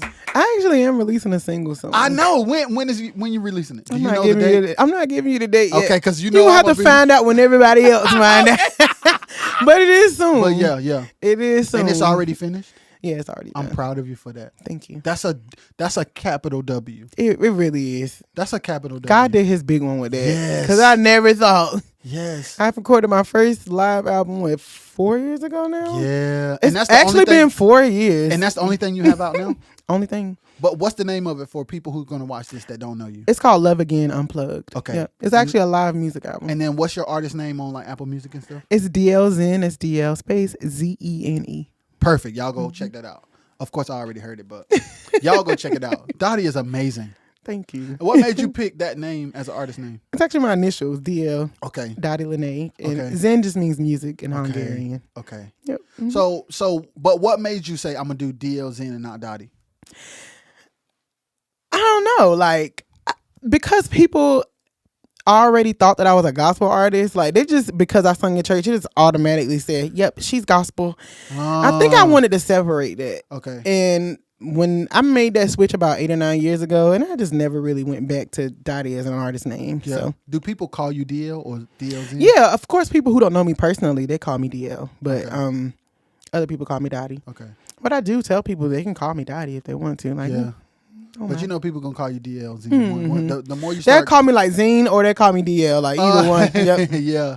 So it's Zene. Mm-hmm. I said Zen. Did you hear me say Zen? Did you say Zene? Yeah. So it's DL Zene. Yep. Because it's Zene. Yep. Right. Okay. DL Zene. Mm-hmm. Y'all go look her up. Look me up. Yeah. She got more music coming. And she got so much music that it ain't gonna be 4 years between this release and the next one. Yeah. Well, you Yeah. heard it here first. Yes. like, oh my God. Like, okay. I'm gonna do this. I'm gonna put you on the spot. How many songs are finished and unreleased? I have maybe about 9 or 10 finished unreleased songs. Now, how many? Okay, finished. That's finished unreleased songs. Now, tell me how many songs That I've written that that haven't been recorded. No. Oh, okay. Because I know there's a lot. How many songs have been recorded and are not complete? Maybe about a good 15. See what I'm saying? Like, literally. Yeah. So are you going from that? Are you going from the vault to do this? Some of it is I am going to the vault. But some of it I've already like done away with. Like, I just don't think I'm going to release it. Okay. But if I want to, I'll always have the opportunity to. But Yeah. like the album that I'm working on now, some of the songs up there, it's like almost 10 years old. For Yeah, me. that's how it be. Of course, it's revamped because I've evolved with time and Yeah. the music kind of evolved. But it's definitely got a decade on some of them. Yeah. But it's getting out there. So Yeah. Like, proud and of myself. The message is timeless. So as long Yeah, as the message absolutely. be timeless. Absolutely. Like when you speak or sing or write from the heart, there's no date on it. That's a fact. So yeah. I want my music to last forever. It will. It will. Your gift is a timeless gift. Like, you nice. Y'all, if y'all don't know Dottie, she nice. It's scary. So, if people are in the Raleigh-Durham area, or if they are ever in the Raleigh-Durham area, like, what are the venues that they can come to see you? So I do host an open mic at this place called the Pickleback every fourth Sunday in Durham. Outside of that, you just have to be following me. Okay. And where can they follow you? You can follow me on Instagram or Facebook, DLZN. You should be able to find me. Okay. TikTok, Twitter. Okay. And what's the name of the other thing that just came up with through Instagram? I think it's called Thread. Thread. I'm on Thread too, y'all. Yeah. Gang. Follow her everywhere. You got a YouTube channel? I do, DLZN. Let's go. Yep. Let's go. Yep. Do you do like makeup tutorials or anything? I should, but I don't. Man. Okay, so that's another assignment. I'm getting Bill's number, and I'm calling Bill today, and I'm gonna be like, "Hey, bro, that you need to be doing." Let me tell you something. Yo, when I saw what Mary be doing, Mary doing her big one, first of all. that's crazy. But the thing is, Mary been doing that since I met her. No, that's the point I'm making. That you do it every day. I mean like the video thing, like the footage. Oh, okay. Since I met her, like she been setting up a camera and was like, I'm gonna record this and I'm gonna post it on YouTube. Yeah. Like it blew up. Like it blew up. Like Let's go. it's the fact that she lost her original IG and then got a new one and tripled in followers. I mean, ain't nothing but God. You know I'm what I mean? so proud of her, yo. It's crazy. So yeah, like you should think about that. Yeah. Like you should think about it. Do you be doing other people's makeup or just your own? Mm-hmm. I do a lot. I do hair. I do makeup. And you don't be doing no YouTube, nothing of that. I don't post about it a lot because I am a workaholic. So I do insurance outside of Okay. doing music full time. So you know this, and most people out here know this, but I'm gonna say it anyway to pretend we don't know. You being good at all of those things, and the fact that social media platforms will pay you to put content out. I tried at one point, even though I was pregnant, like Instagram was paying me. Because I was just posting all types of stuff like about the pregnancy, like. Yeah. But then after I had my son, I just stopped. Like, and one of my friends did get on me about it. It was like, you was doing so good when you were pregnant. So like, what are your thoughts about it now? Like, what are your thoughts about an artist being a content creator and like using the platforms as another stream of income? Like, are you open to that now? I am. I just got to get out of my head about showing the people what I feel like they're there for instead of what I want to show them. You know, I be feeling like if I post too much content about makeup, do they know that I do music? Like if I post too much content about music, do they know that I do hair? You know what I'm saying? Yeah. I think people are gonna like you for you, and you show them like if today you wrote a song, that's what you post. If tomorrow you did somebody hair or your own, that's what you post.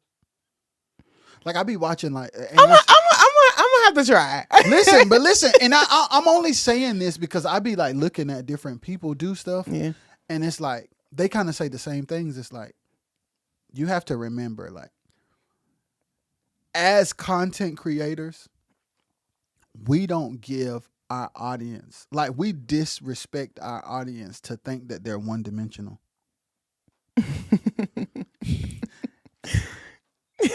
Like we forget that they are people who have nuanced lives as well.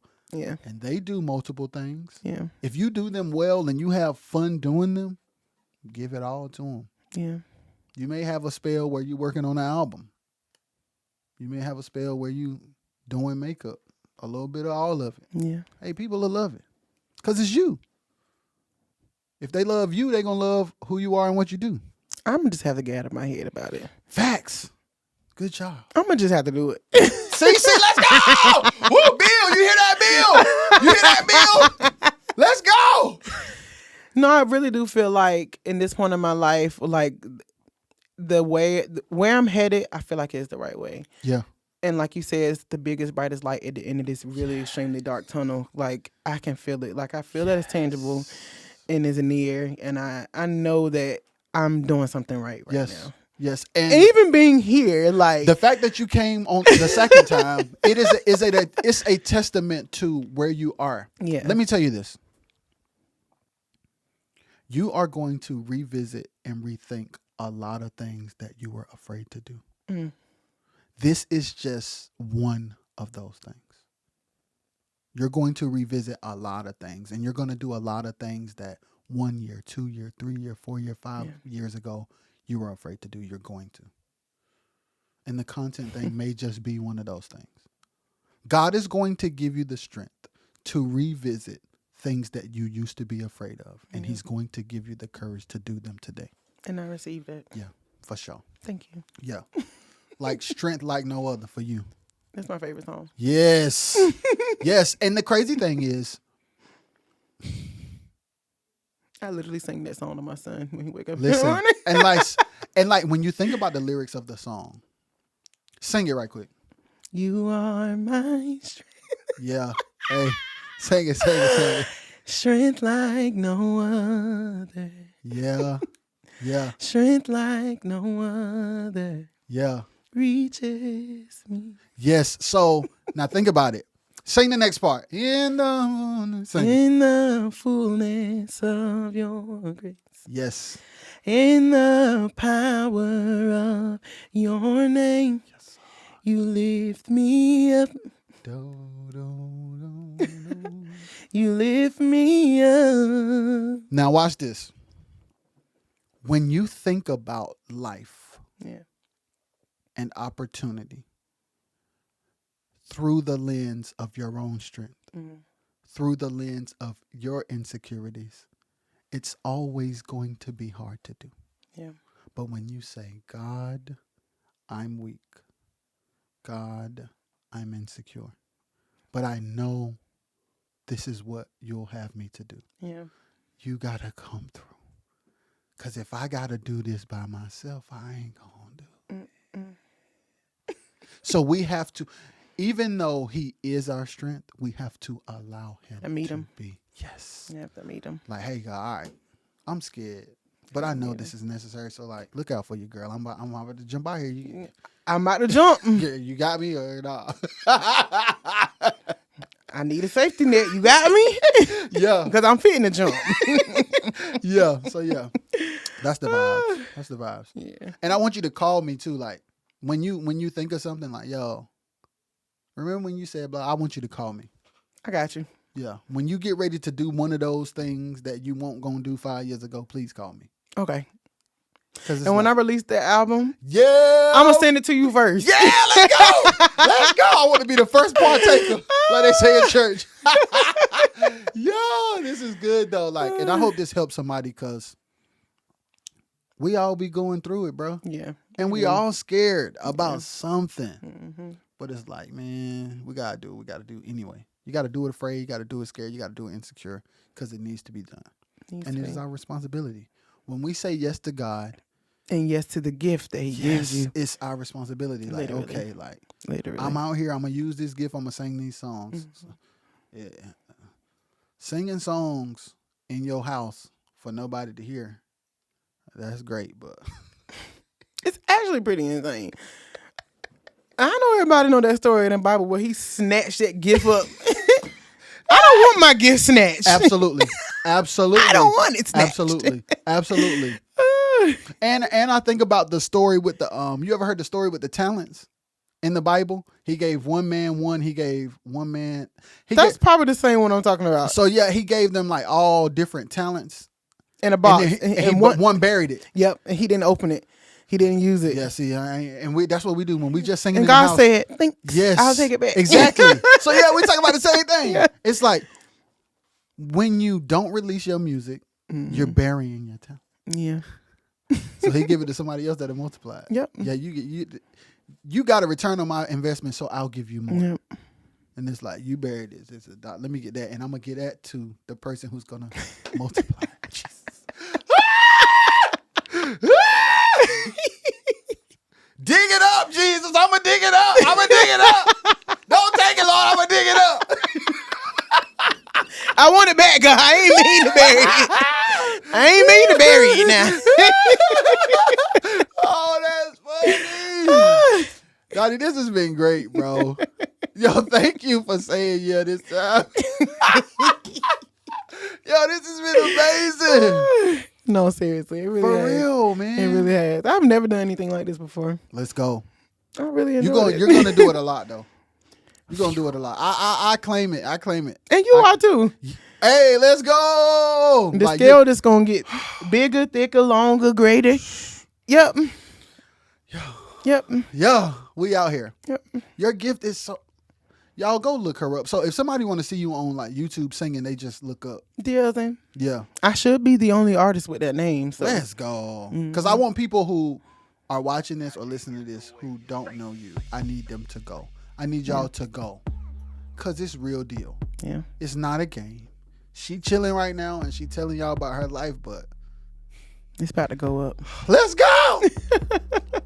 All right, we done, yo. You want to say anything else before we go? I appreciate y'all listening to us. Yeah. Make sure y'all stay tuned for the next episode because they get better and better every time. Gang. We love y'all. This has been another episode of the RXS podcast with Dottie. We out. Peace. Peace.